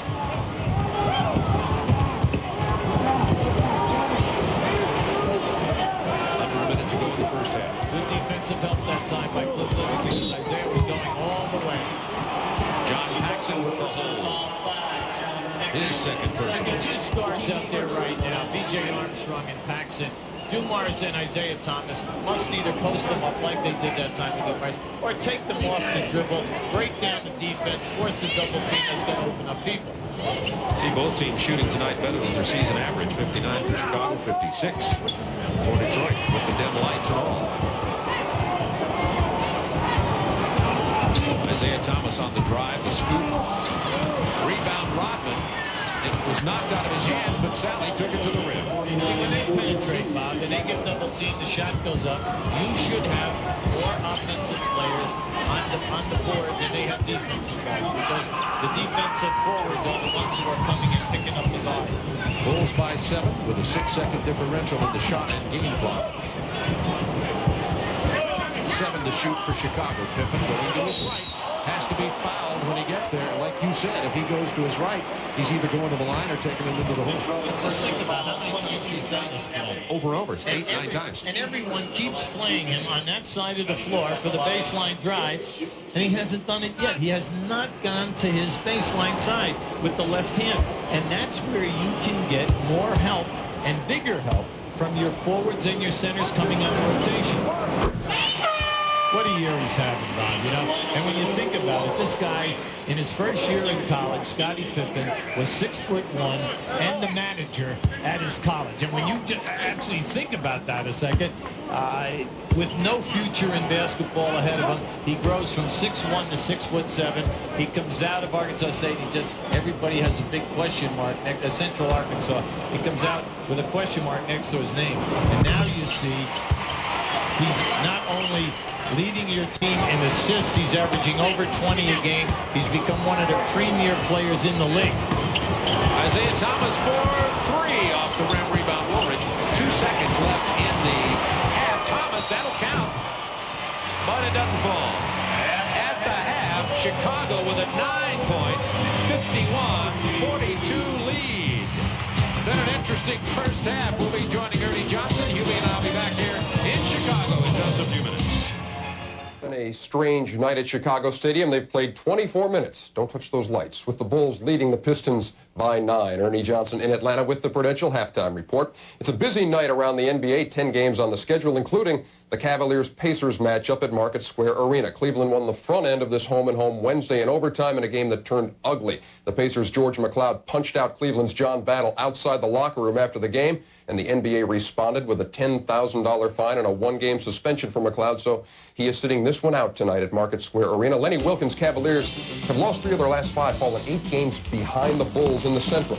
Nice ball movement here, though. Winston Bennett inside to Larry Nance. It's a 21-21 game. Bob Hill's Pacers, the highest scoring team in the Eastern Conference. They get it in gear. Vern Fleming to Kenny Williams. And Indiana has a 9-point lead at home. And then it's Michael Williams on the steal from Mark Price. He's one of the league leaders in steals. Jams at home, a 12-point Indiana lead, but the Cavs have come storming back as they play in the 4th period. Indiana's lead has been cut to 1. Phoenix Suns, Boston Celtics at Boston Garden. Cotton Fitzsimmons, his troops have lost 2 straight on their 4-game road trip. Tom Chambers strong over Robert Parrish. But watch Boston come back. Ed Pinckney with some strength, because Tim Perry gets a hand on this ball, but Pinckney just muscles it in for the jam. Good Phoenix defense coming up right here, the little steal. Suns back the other way. Thunder Dan Marley lives up to his name. Phoenix winning on the parquet at Boston Garden. They're in the 4th. It's 87-81. The Suns over the Celtics. Miami Heat and New Jersey Nets. Bill Fitch's guys have won 11 of their last 14 as they play at the Meadowlands Arena tonight. Here's one of the reasons why. Pick the pocket, Mookie Blaylock, all by himself. He had 18 points in the first half. And right now in the 4th period, New Jersey with a 109-98 lead over the Heat. Minnesota Timberwolves, Philadelphia 76ers. Just when you think it can't get worse for the T-Wolves, it does. Tony Campbell, their leading scorer, out with a bad back tonight. Charles Barkley strong off the glass. They got an 8-point lead. Now Thurl Bailey wants to take it up, and Manute Bol has other ideas. There's the block. Here come the Sixers on the break. Kenny Payne not on your screen, but there he is in stride to take the Armin Gilliam feed and a 16-point Philadelphia lead. Right now they're in the 4th period. Philadelphia with a 101-78 lead over the Timberwolves. The Dallas Mavericks and Orlando Magic playing at the O-Arena, and things going the Magic's way. 87-68 over Dallas. The Mavs have lost 11 of their last 12. Milwaukee Bucks and San Antonio Spurs are in the 2nd period, with San Antonio clinging to a 3-point lead. Later tonight, the Atlanta Hawks wrap up their 6-game trip at Portland. Also, the Sacramento Kings and L.A. Lakers wrap up their home-and-home, and the New York Knicks and Golden State Warriors meet at the Oakland Coliseum Arena. And when the Prudential halftime report continues, Paul Ryden takes us to the CBA All-Star Game. And remember, the NBA's All-Star Weekend tips off 2 weeks from tonight with All-Star Friday night, February 7th on TNT. On Saturday the 8th, you can catch the NBA Stay in School special. And that night, it's All-Star Saturday night, featuring the Schick Legends Classic, the American Airlines ITT Sheraton Shootout, and the Gatorade Slam Dunk Championship. All-Star Weekend, the 7th and 8th of February. And of course, with the Super Bowl coming up Sunday, TNT presents Super Bowl Saturday night. Tomorrow night, 8 o'clock, your host, Burt Reynolds. Don't miss it. The Bulls and Pistons on TNT as the Prudential halftime report continues.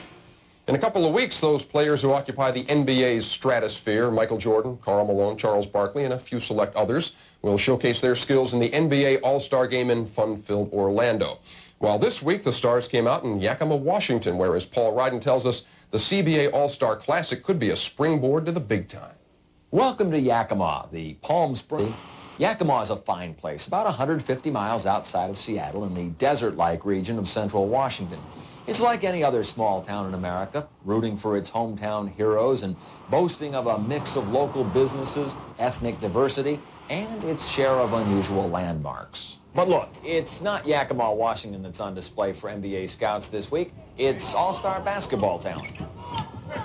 The talent happens to be CBA All-Star talent, minor league if you will, but this is no longer looked upon as a field of pipe dreams. Since the 78-79 season, some 500 CBAers have moved up to the NBA. That fact alone makes the CBA All-Star game more than just a reward for good stats. This is an audition. The directors will be up in the stands. Those are the talent scouts of the NBA. And this will give the best players in the second best league in the world a chance for the people who make those kind of decisions to see them at their best. These guys know about the CBA success stories. Mario Elie now with the Warriors, Craig Elo now with the Cavaliers, Michael Adams now with the Bullets. So those who are here in Yakima do what they must, all in the space of about 4.5 hours. In that 4.5-hour period, they may take part in the horse competition, the one-on-one challenge, the long-distance shootout, or the slam dunk championship. Then, of course, there's the All-Star game itself. Of course, no one plays in all 5 events. Why, Tim Legler, who has seen action in the NBA at Denver and Phoenix, is only taking part in 3 of them. Some people thought that maybe I was doing a little too much this week while I was up here, but I said, hey, it's a once-a-lifetime thing. Get an opportunity to be in all the contests, so I'm going to go ahead and do as much as I can.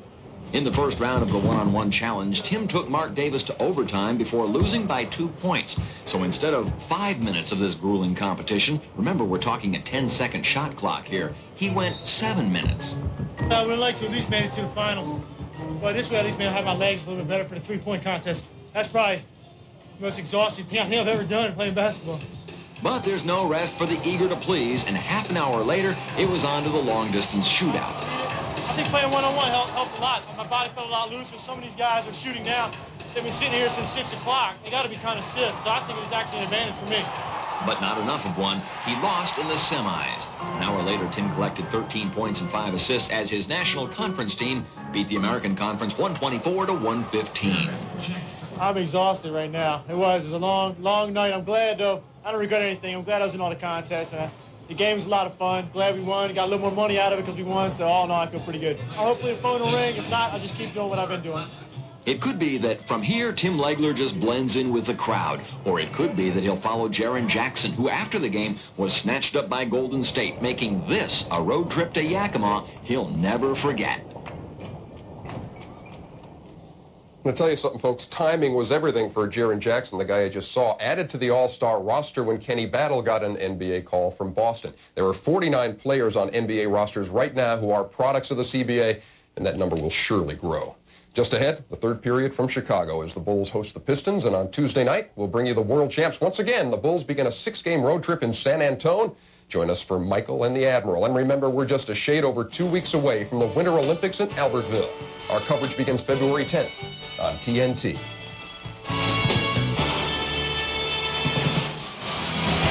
The Bulls with a 9-point halftime lead. Detroit led at the end of the first quarter by 2 points, but then the Chicago defense kicked in, holding Detroit to only 16 points in the second quarter, and not to mention those 2 men we mentioned at the top.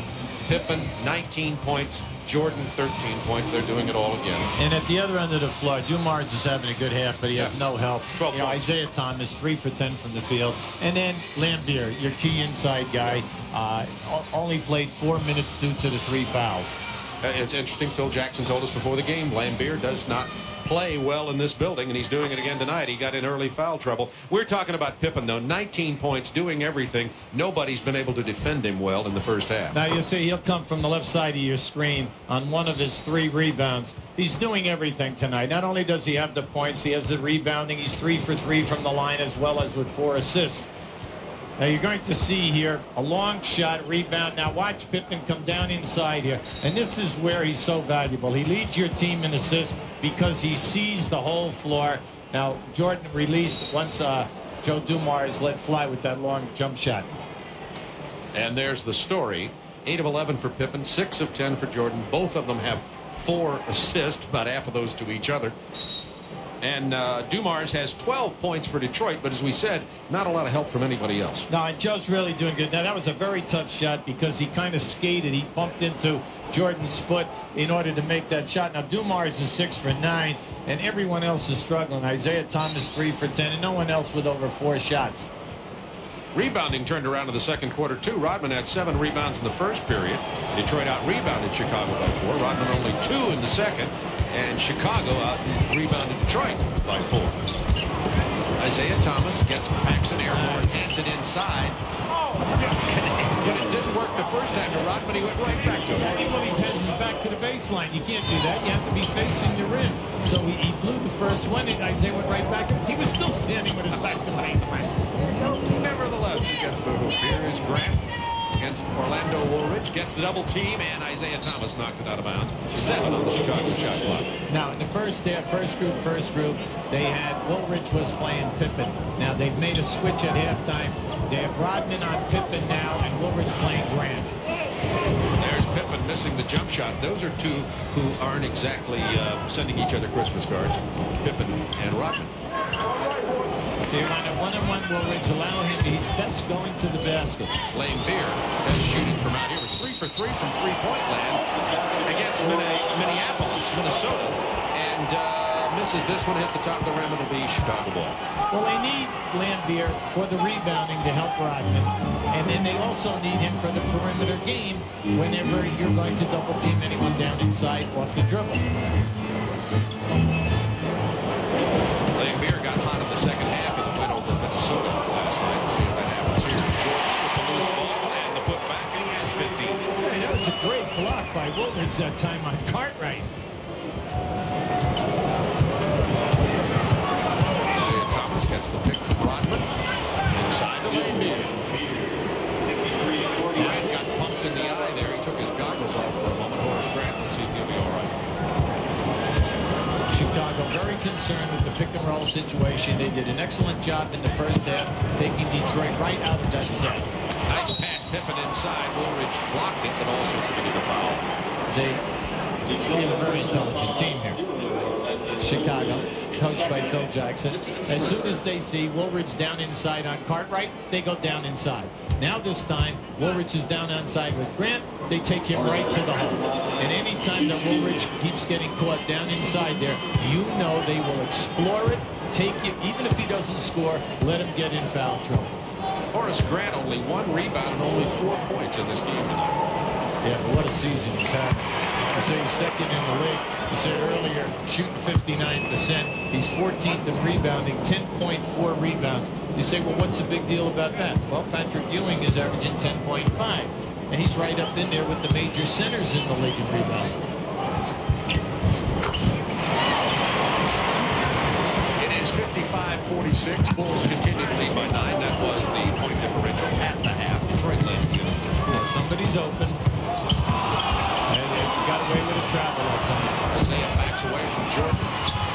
Cartwright kept it alive, along with Lambeer, saved by Grant. I tell you now, Isiah's struggling. He's only 3 for 11 in this game.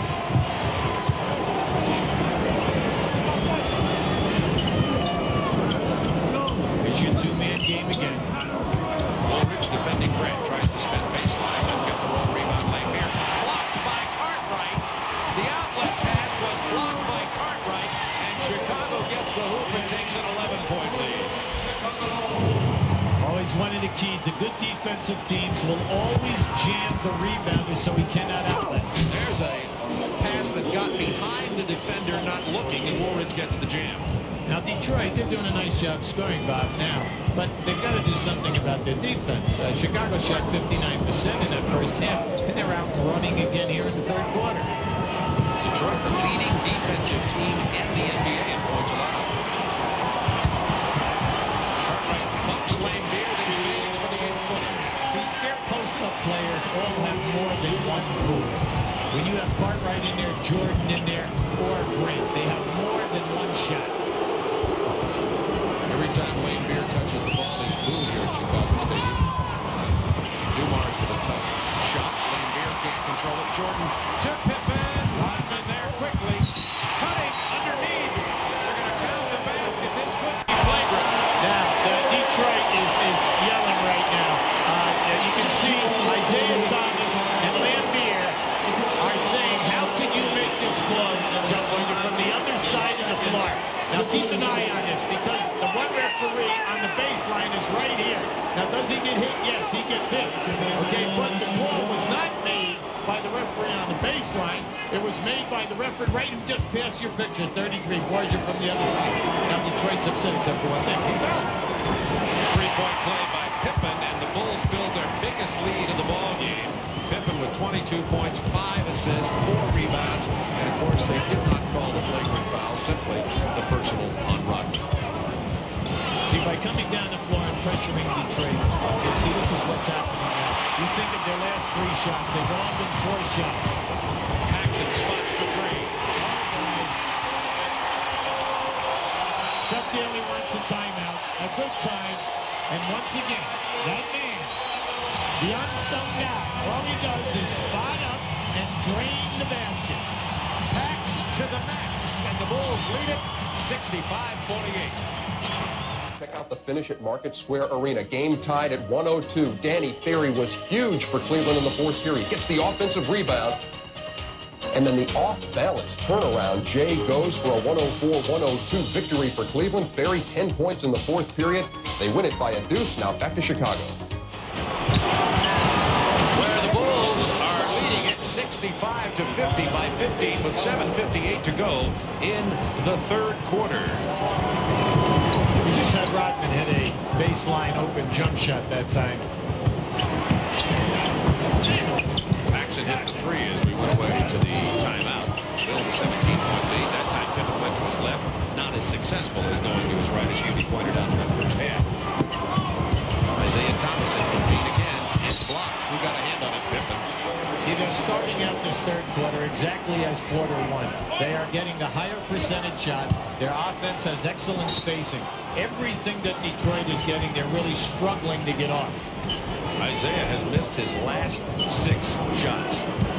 10 seconds on the shot clock for the Pistons. As he drives, he's fouled. It's John Paxson, which will be his 3rd. In a way, it's a good foul. I mean, you don't like to ever pick up a foul, especially in a situation like that. But, you know, they take it out on the side here. Isiah was going nowhere that time.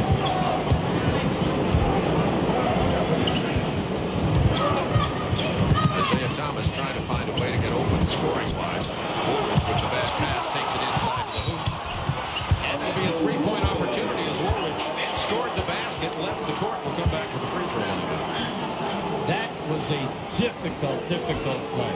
First of all, he had made a tough catch. Now just watch as he goes by, he slips. See, the condensation has come up today. Ever since the lights have gone off, we seem to have guys slipping all over the place. Well, one thing is the Blackhawks practiced later than usual here today, and this floor was put down over the ice at Chicago Stadium later in the afternoon than usual, so that may have some effect on the condensation. Not exactly a smooth-running building here tonight. Detroit not working. Detroit in a 2-2-1 zone press, and now they're matched up man-to-man. Now, you got to like this. You know, Michael Jordan on Woolridge. He's got to test them.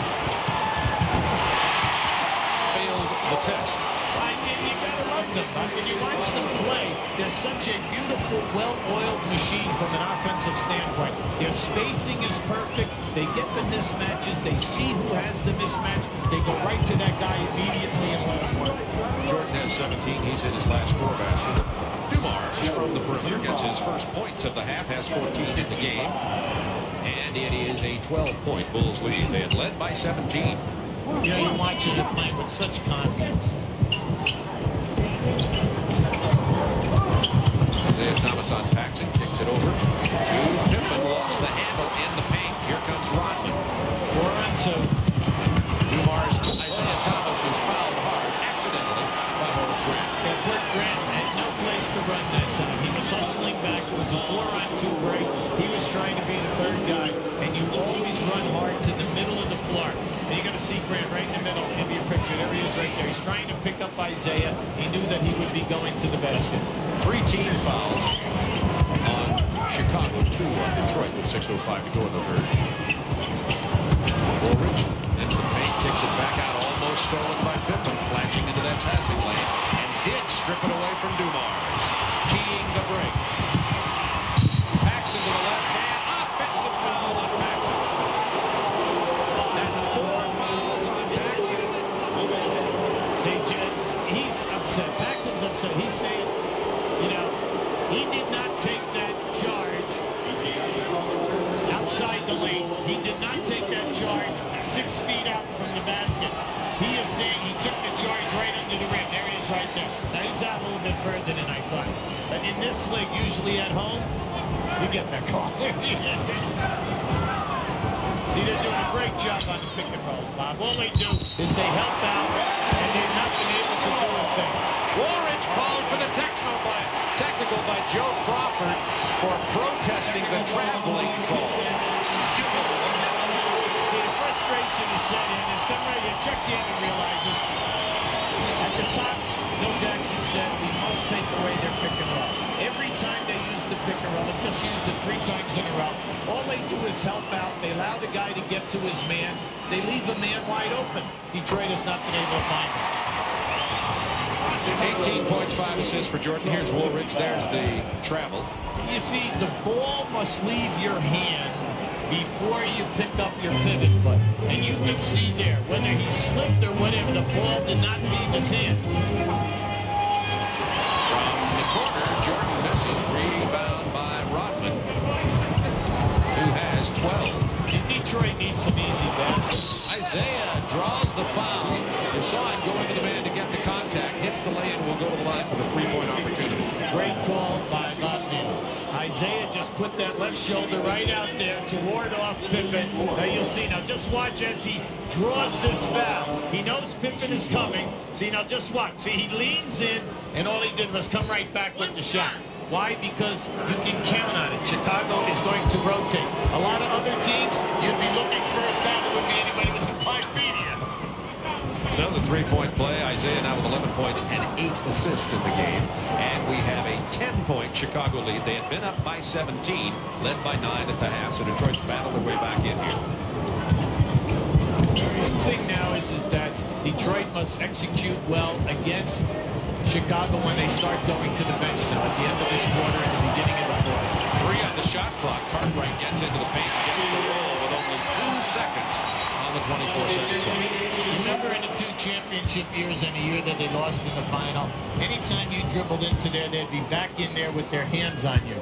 Tonight, they're just bad foul by B.J. Armstrong. Knocking down Isiah Thomas on the backcourt baseline. Oh, my, he's going nowhere. You have 94 feet to go, and it's the penalty. All you're doing is giving them 2-shot chances here to score. Now you watch it here. See, now where is he going? See, he's really not going anywhere. Plus, no time is going off the clock. And Isiah goes to the free throw line. Isiah Thomas in line, he shoots 2. It's a 12-point Chicago lead. Isiah Thomas missing the front end of the free throw. Let's take a look at the Chevrolet scoreboard now. Phoenix gets Boston tonight, 193 at Boston Garden. New Jersey beats Miami in New Jersey. Philadelphia, big win over Minnesota. Just clobbered them in Cleveland. Came from behind to beat Indiana, 104-102. San Antonio with the lead over Milwaukee down in Texas. That's a third quarter score. We'll keep you posted on all of them. That was a big win by Cleveland because they really have been sputtering. Pippen inside to grab. Chicago shooting nearly 60% from the field tonight. That's one of the reasons. Now, are they finding Woolridge his man every time? See, they're going, and that's why they're such a smart team. See, they understand milking who is hot, get to that guy, and let him take advantage. 10 on the shot clock for Detroit now. Isiah Thomas can't do anything. Woolridge fades it inside. Lambier can't handle it. Jump ball on the call. See, Lambier has lower back problems these days. He's having a difficult difficult time getting loose every night. As a matter of fact, he's up early now shooting before the game, which he's never done before. Now, why you say that? He's only averaging 6.3 rebounds a game. We're talking about a guy through his entire career has averaged over 10 rebounds a game throughout his entire career. And you can see tonight, he cannot elevate even that inch that he's accustomed to.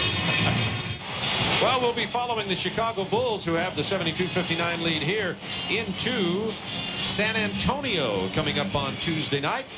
David Robinson will welcome Michael Jordan and company. San Antonio, of course, with Bob Bass as their interim coach right now. The Spurs, 3 games out of the lead in the Midwestern Division. Now, right here, you know, Detroit's doing a nice job, Bob. They're shooting 53%. They're winning the rebounding by 1. But Chicago is shooting 60%. Scottie Pippen, 22 points, 7 assists. Michael Jordan, 18 points, 5 assists. They're going to jump the ball again. Michael Jordan, did he sprain his ankle? He looks like he's coming away tender here. Gingerly there. The whole league holds their collective breaths. Look out. That was a walk. And they're going to call the foul and not the walk. That's right. And Michael Jordan, more importantly perhaps right now, is limping off the floor. So he did more than just get a little sting on that ankle. Jordan is limping off to the sideline, and I think is going to go out of this game, and they're going to get Bobby Hansen in there. You see Jordan's left ankle is tender. And how about the quickness on the jump ball they take off. Now here they come. This is the first jump. They get tangled up there, and as he comes down, boom. All right, he came down on that left side. You can see it buckle. So Jordan goes to the bench, and they'll take a look at that. Bobby Hansen comes in to replace him. The Bulls lead 75-59 as Jordan goes out. Let's see if Detroit can do anything with Michael Jordan out of the lineup. Now, Detroit has got, they just dropped 1-4 right now. Let Dumars work here. But see, they're smart. They just went for the trap. See, they're not going to let Dumars do that. Scottie Pippen's going to leave his man, trap him outside, and then force you to pass the basketball. There, you can see them working on Michael Jordan. We'll keep you posted on the injury. Isiah Thomas just lost control of the ball. Chicago running. It's 3-on-2. Pippen. He's got it together tonight. 27 points for Pippen. 77-59. The Bulls to their biggest lead of the night. 18 points. There are teams that run, and then there are teams that run and finish. Chicago finishes the break. Dumars struggling now from the perimeter. Chicago running again.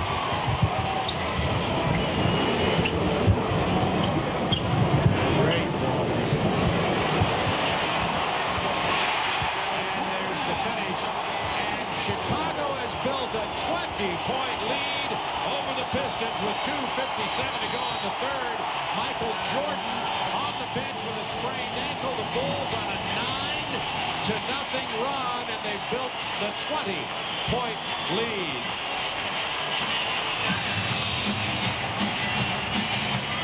The very, very, very valuable ankles of Michael Jordan. The one in the background, the left, the one he turned. They retaped it, and the Johnny Box assistant coach came over and patted him on the shoulder like, you'll be okay. Here you're looking at it again. You're going to see as he comes down in the back there, he catches the back heel of Lambier, and that caused it to flip over.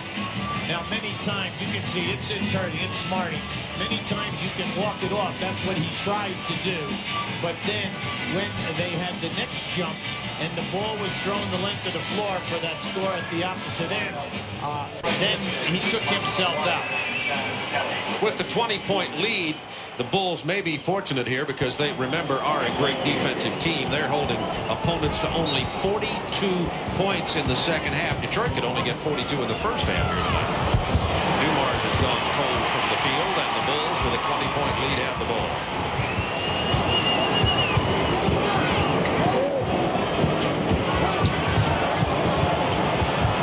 Cartwright finds B.J. Armstrong.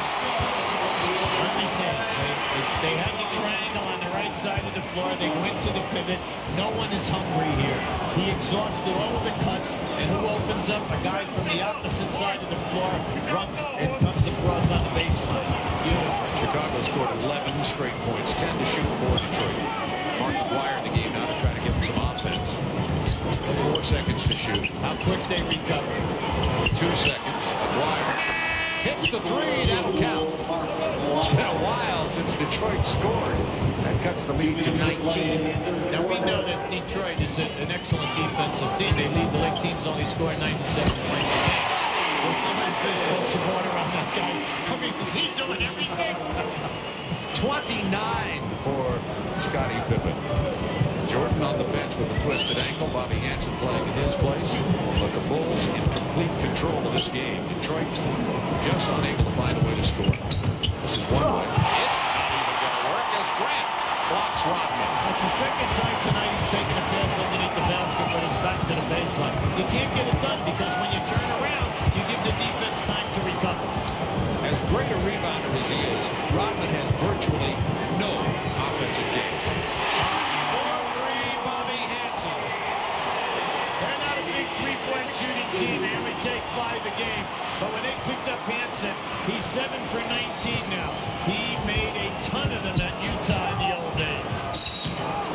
Got a hold out of the baseline as Dumars trying to run off some picks. It's going to be on Bobby Hansen.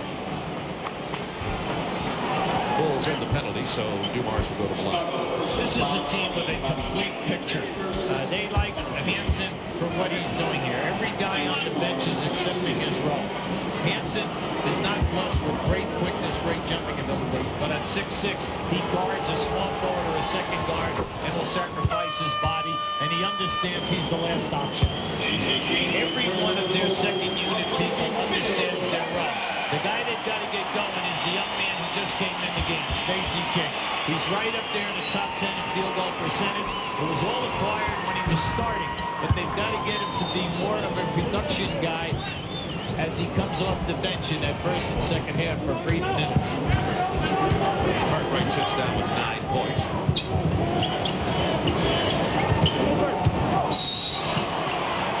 And a call. It's a foul on Aguirre, right? Anytime that a guy posts up Aguirre, see, Aguirre, what he tries to do is grab you, muscle you, instead of just either overplaying you on the side or even fronting you. You know, it's not such a great thing, but it's still better than fouling and getting yourself in trouble. 40 seconds remaining in the half. That was tipped away by Aguirre, has Isiah Thomas with him. Punched away by Armstrong, then blocked by Scottie Pippen, who's doing it all tonight. 3 blocks for Pippen. King with a rebound and the foul on Detroit. And they're calling it for when the ball is down on the floor. Either have Dumars or Isiah there. You know what was great about that? That was a 2-on-1 fast break, and Mark Aguirre would not pass the basketball over. Isiah was wide open. Instead, he keeps it, and then he paid a price. He gets a shot blocked from the rear. Dumars picked up his first personal. And Stacey King at the free throw line. 24.8 seconds to go in the third quarter.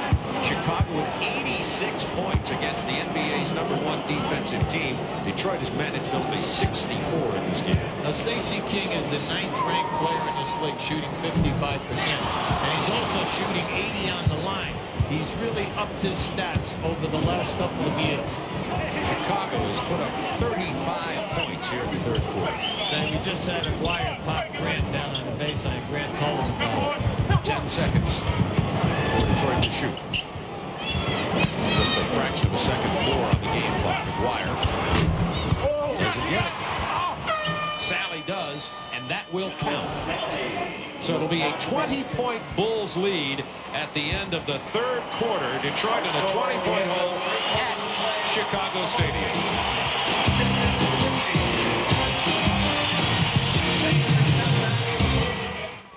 Well, for the NBA, the entire free world, which now includes the entire world, and the 18,000 plus Chicago Stadium, you can now start breathing again. Michael Jordan told our cameraman he's all right and is back in the ball game after twisting his left ankle.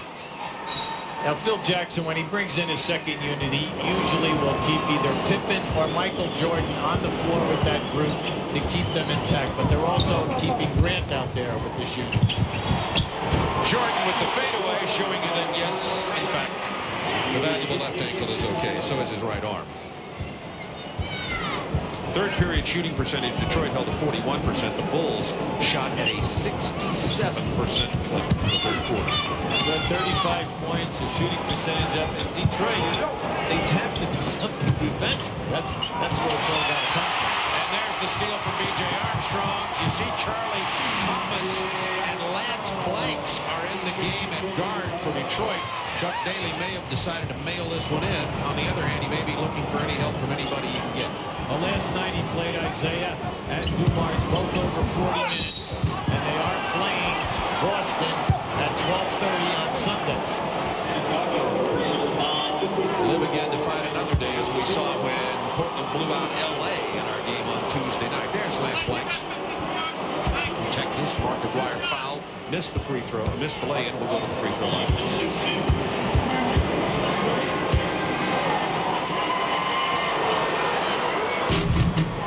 Chuck Daly, he's concerned about the fatigue problem. Playing here tonight, they're flying right back after the ball game, leaving tomorrow afternoon for Boston, and then playing at Boston for a 12:30 ball game Sunday. Wire hits one out of the 2 free throws. 11:06 to go in the game.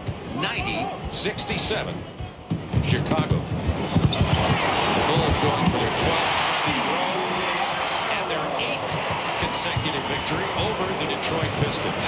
B.J. Armstrong is playing such aggressive basketball. He's shooting 49%, but you can see he's constantly looking for the score, and he's improved himself, we said, as a quarterback and also defensively for this club.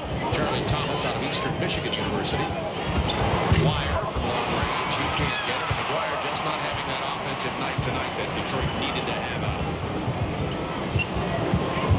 See, their front court people have not allowed Rodman also to dominate on the boards to keep those offensive rebounds alive. The foul is on John Salley. We're talking about Aguirre. Orlando Woolridge just signed a contract extension worth about $4 million to himself. Mark Aguirre tried to renegotiate his contract, and the Pistons said no. Got to wonder if that kind of thing doesn't bother a guy like Mark Aguirre. Yeah, I would say so. Orlando Woolridge, 2 years, and it's debatable whether it's for $4 million or whether it's for $5 million. Whatever it is, it's a nice package. Yeah, sounds good to me. Craig Hodges checking in for Chicago, his first playing time in this ball game tonight. As Stacey King drops him home, it is 94-67. Chicago's biggest lead. Isiah Thomas on the bench for Detroit. Isiah has 12 points tonight. I thought they did a great job in that third quarter about coming out, playing man-to-man, full court defense, changing the entire tempo of the game. Look at this. Grant missed the layup, but Detroit couldn't get anybody down to help out. And he gets his own rebound. And this is a 29-point game. See, what happens now is you're coaching, you get a little upset here now. When you see forwards laying the ball up down at the other end, and all you see are guards back, and your players are nowhere in sight. Salley into the lane, and he is fouled by Cliff Livingston. Chicago, well, we said at the top, the reason why it's 7-0 in favor of Chicago is that Detroit has only scored 100 against them twice. Once again, tonight, we know that they're not going to get 100.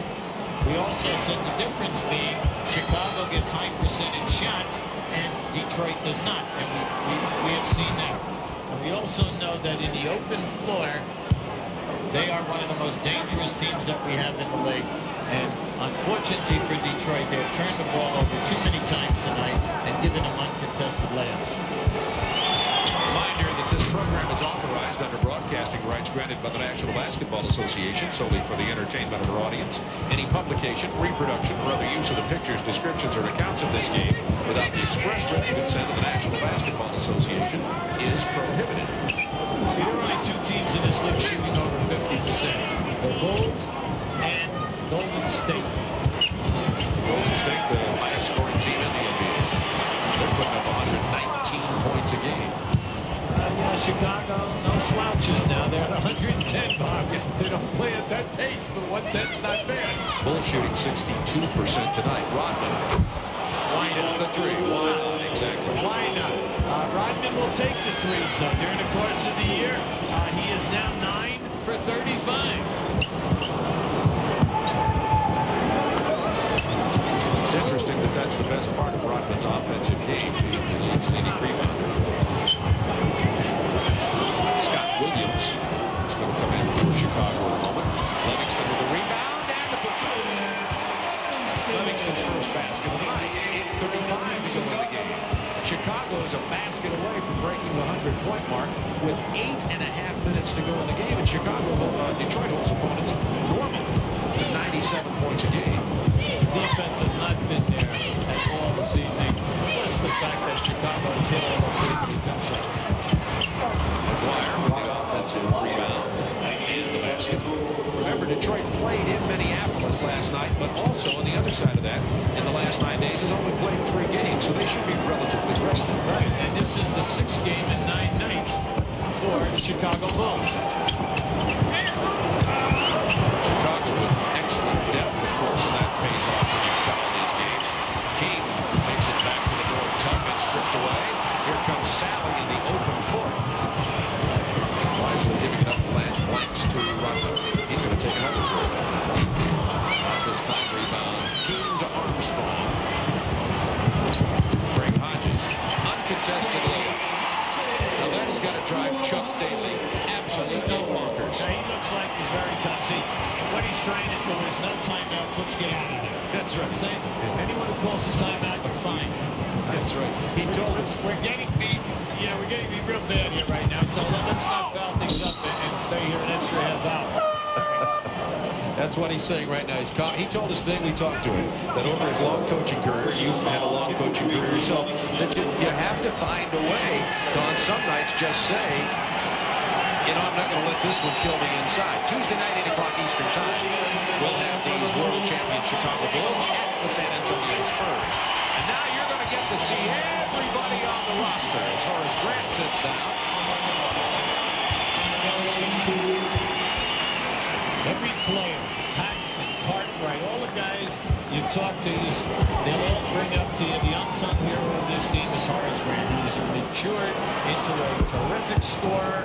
His field goal percentage is right there. He's averaging right at 15 points a game. He's shooting 2nd in the league in field goal percentage, and then he's right up there in rebounding. His total game has matured. Brad Sellers is in the game. He wears number 2 for Detroit. He gets very little playing time. Generally does not play for Pistons. Salley hits them both, and John Salley has 11 points. To go with 5 assists and 3 block shots. Here's Scott Williams out of North Carolina handing it off to Greg Hodges. Rebound Rodman. Now 13 rebounds for Rodman. That's 4.5 below his league-leading total. Nearly 7 minutes of garbage time in this game. Brad Sellers. This is the layup. But Chicago has the numbers. Nice. Hit those trailers on the fast break. When that center and big forward run for you and fill that middle, get them the ball. Rodman hits another three. He's 2 out of 3 tonight. And if Rodman keeps hitting the threes, Detroit may get 90, even if they don't get 100 points. Now wait a second. Why didn't you invite him to the 3-point shooting contest? It's the invitations in the mail. Wouldn't mind seeing. That's a couple of weeks away. All-Star Saturday night, by the way, on TNT. So when you have your second unit play this amount of time, you tell them you want good defense, stay within the offense. And they have done that. They come down, they set up every time, they pass, their spacing is just beautiful to watch. The second unit, everyone getting good shape, and then they are really playing great defense with no second shots being given up. Brad Sellers hits the jumper from the corner. 104-81. Chicago. Timeout Chicago. As Hubie pointed out, it wasn't Detroit calling the timeout. No, and Phil is very upset. You say, well, why? Rodman's hit 2 threes, and now Sellers just hit a shot in the corner, and up until now, you've been playing terrific. Don't let up. Tonight's bench play in the paint really tells tells a story. Early in the game, you pointed out Detroit couldn't score down low, and you said at the beginning of the game, Chicago, one of the reasons they got this 7-game win streak over the Pistons, rebounds. You cannot win in this league unless you against the real good teams, unless you have a solid inside game. Whether it is posting up or beating people off the dribble down inside. Purdue enters the game for the Bulls. Scores from B.J. Armstrong. Last Friday night in here against San Antonio. 12 points, 14 rebounds. Did a great job. Did not even get in the game on Sunday. We asked Phil Jackson, hey, what's the story? What did we do against Detroit? He says, my other guys play better defense, meaning Livingston and Williams. I want them in the game.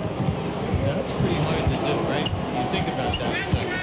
Coaching that kind of performance. Well, Purdue has a hoop and a rebound in a minute or so here.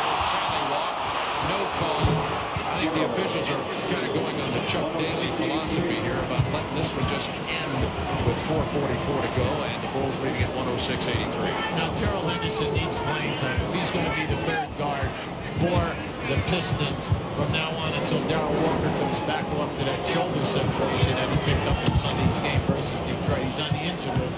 He needs playing time. Salley with the rebound, got away with the push. Henderson to Bob McCann, who came into the ball game, and Chuck Daly says he thinks he's got a potential to be a decent player in this league. Big wide body. The main thing is he's got to get a position for it. Henderson left open from the perimeter. He's got that shot. McCann with a rebound. Sellers. Sellers a 7-footer who has a perimeter game. Salley back hard to the hole, and he has 13. This entire second half, that's the first flirt on second shots for Detroit. 21-point Bulls lead with 3:49 to go. This young man right here, Scott Williams, they really like his talent here. The players like it, also the coaches there. They think he's going to be a good one. 6'10" out of North Carolina, not drafted, came in here last year as a free agent. Here's a coach who might have a migraine, right? And you know there will be no bologna sandwiches for Chuck tonight on that plane. They're going to go back to Detroit, by the way, and just be there one day before they then leave early in the morning and play that middle of the day 12:30 game on Sunday at Boston Garden. He said he feels they'd be better off getting back to Detroit than going into Boston to wait. Absolutely. How about this? Not bad, right? Holding on to 50%. You look at Chicago, they have 4 centers. They have Cartwright, Purdue, King, Williams. They have plenty of fouls to give. Purdue missed the free throw, missed his own offensive board. It's Detroit stepping out of bounds, and the ball will belong to Chicago with 3:40 to go. Detroit shot 53% first half, 43% this half.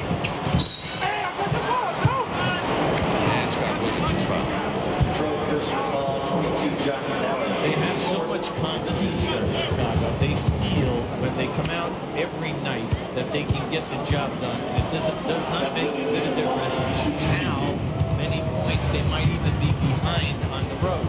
Anytime that you can wave a 16-3 road record in the face of the rest of this league, you know that no building intimidates you and no team intimidates you. There are the stats on Scott Williams, 6'10", out of North Carolina. They think he has an opportunity to be a really good player. Johnny Bachman talking to us before the ball game. Bill Cartwright, starting center, resting on the bench. See, they all pull for one another, which is really nice. They come out early before the game. It's Cartwright, Purdue, Williams, King. They're all working. They work down inside with Tex Winter for about 15 minutes. How about it? 4 centers on this Bulls team. And sometimes Horace Grant can go to place. They're so flexible. Scott Williams, look at his moves. Now remember, he's 6'10". However, he lost the ball out of bounds that time. There's Tex Winter, the man credited with the triangle offense. It's really a great offense, and he was an outstanding coach at Kansas State before he went into the pros. He did it at Long Beach State also before he came into the pros with Houston. Texas ripping that offense up way back even in the 40s and 50s. He had so much success at the college level. It's a great offense built on spacing and unselfish play. Shot clock expired as the Pistons Pistons couldn't even get the shot. Now there is a timeout called on the floor, and Chuck Daly will have a chat with Henderson, Sellers, Salley, McCann, and Charlie Thomas. Be sure to stay tuned for Inside the NBA with Hannah Storm. Hannah will have scores and highlights from tonight's action around the league, plus a look at the 76ers' Jeff Rulin and his comeback attempt. Inside the NBA comes up next. This year's Super Bowl excitement kicks off Saturday with TNT's live coverage of Super Bowl Saturday night, Saturday at 8 Eastern, exclusively on TNT. 2:29 to go in this ball game. 108-87. Chicago will produce. Going to go to the free throw line again. Gerald Henderson committed the infraction. Well, it's interesting now with Chicago with Hansen and Hodges in the backcourt. You really don't have a ball handler, and that's why Hansen was really struggling versus a little bit of pressure that time by Gerald Henderson to get the ball up into to start the offense. Well,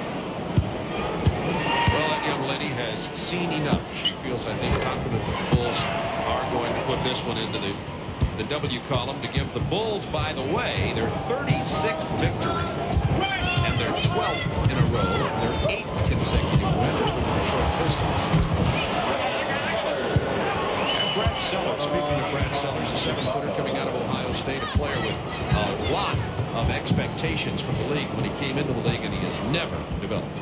Well, you know, he spent a lot of time here, and they really thought they gave him plenty of playing time. And the thing which is interesting, he led the Big Ten in rebounding, but yet he was soft as a front court player. They didn't know whether to play him at small forward or big forward. Purdue shoots the air ball. The air ball, and Scott Williams takes it back in there. The Bulls players will be talking to Will about his air ball. You can bet on that. The four centers, by the way, we talk about Chicago, have combined for 24 points and 11 rebounds tonight. Hodges. A nice pass to Livingston. It's the way the game should be played. Make the easy play. Always reward the big people when they fast break. Your night will be coming some other night. You know, run good, solid offense. Spread the ball around. And then everybody play together on a string defensively. We're seeing it tonight. Just a beautiful execution by the Bulls. Charlie Thomas bounced that ball right into Bobby Hansen's hands. Look out. Saved by Craig Hodges. Mercifully, only a minute 4 left. Hansen rims out the 3 attempt. The way the night is going, we thought that one was in. I was certain that was going to drive. From here, we really looked at Henderson with the pull-up foul by Bobby Hansen. 49.6 seconds remaining in this ball game. Well, this has been a strange night. First thing was a 24-minute delay at the beginning of the ball game because they couldn't get the lights on. Michael Jordan sprained his ankle. It looks as though he's okay. He did return and play some. The scoreboard has not worked all night long. And there's the story of what's happened in this game. The Pippen Jordan show on the road again and playing very well here in Chicago. And the Bulls, the last 3 quarters, 89-64.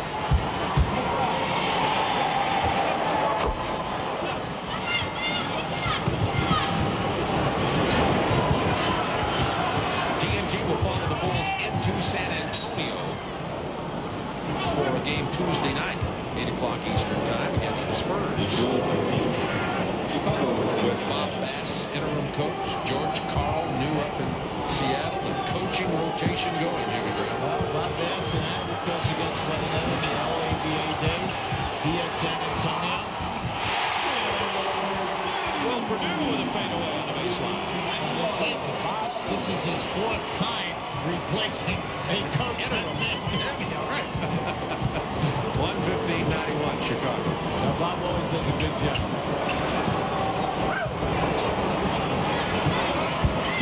Knocked out of bounds by Hodges, 9 on the shot clock. Coaching security, you just looked at Chuck Daly. 9 years, Lenny Wilkins 6. You see security, that's the reason we put a question mark on it. Well, already, you just think about the guys who have moved out. You know, you have Harris, Del Harris at Milwaukee, Armada, you have Casey Jones, Larry Brown, and we're not even to the All-Star break. And the Bulls are just going to dribble it out, and this one's going to be over. 115-93 at the buzzer, and they're going to officially count that basket. And Chuck Daly, who knows how to get this team on round ball one, their private airplane, very quickly, will have this team airborne and headed to the Motor City before you can say good night, Chuck. 117-93. The Bulls with their 12th in a row in the season and their 8th in a row over the Detroit Pistons. Back with you in our Atlanta studio. You've witnessed another Windy City blowout. Chicago 117-93 over Detroit. The Bulls are halfway through their regular season schedule now, on pace to win 72 games, which would, of course, be an NBA record. They are scary. Now, our Friday finishing touch, and it features Danny Ferry of Cleveland. Not normally the go-to guy for the Cavs, but down the stretch, he was the man tonight at Indiana. They're down by 2 until Ferry cans the jumper late. Tie game at 102. The Pacers miss on the other end. Back comes Cleveland. Ferry with the tough offensive rebound. Works his way around. Rick Smits falling off balance. Nothing but the twine. Danny Ferry, 12 points, 10 of them in the fourth quarter as Cleveland beats Indiana 104-102. Coming up next on TNT. Inside the NBA with Hannah Storms. We'll have the story of Jeff Ruland, who tonight suffered an injury, a partial tear of his right Achilles. She'll have more on Jeff Ruland. Also, so many scores and so many highlights, you will be begging her to stop. Once again here on TNT, Chicago a winner 117-93 over Detroit. Coming up next is the Bud Player of the Game. Have a good weekend.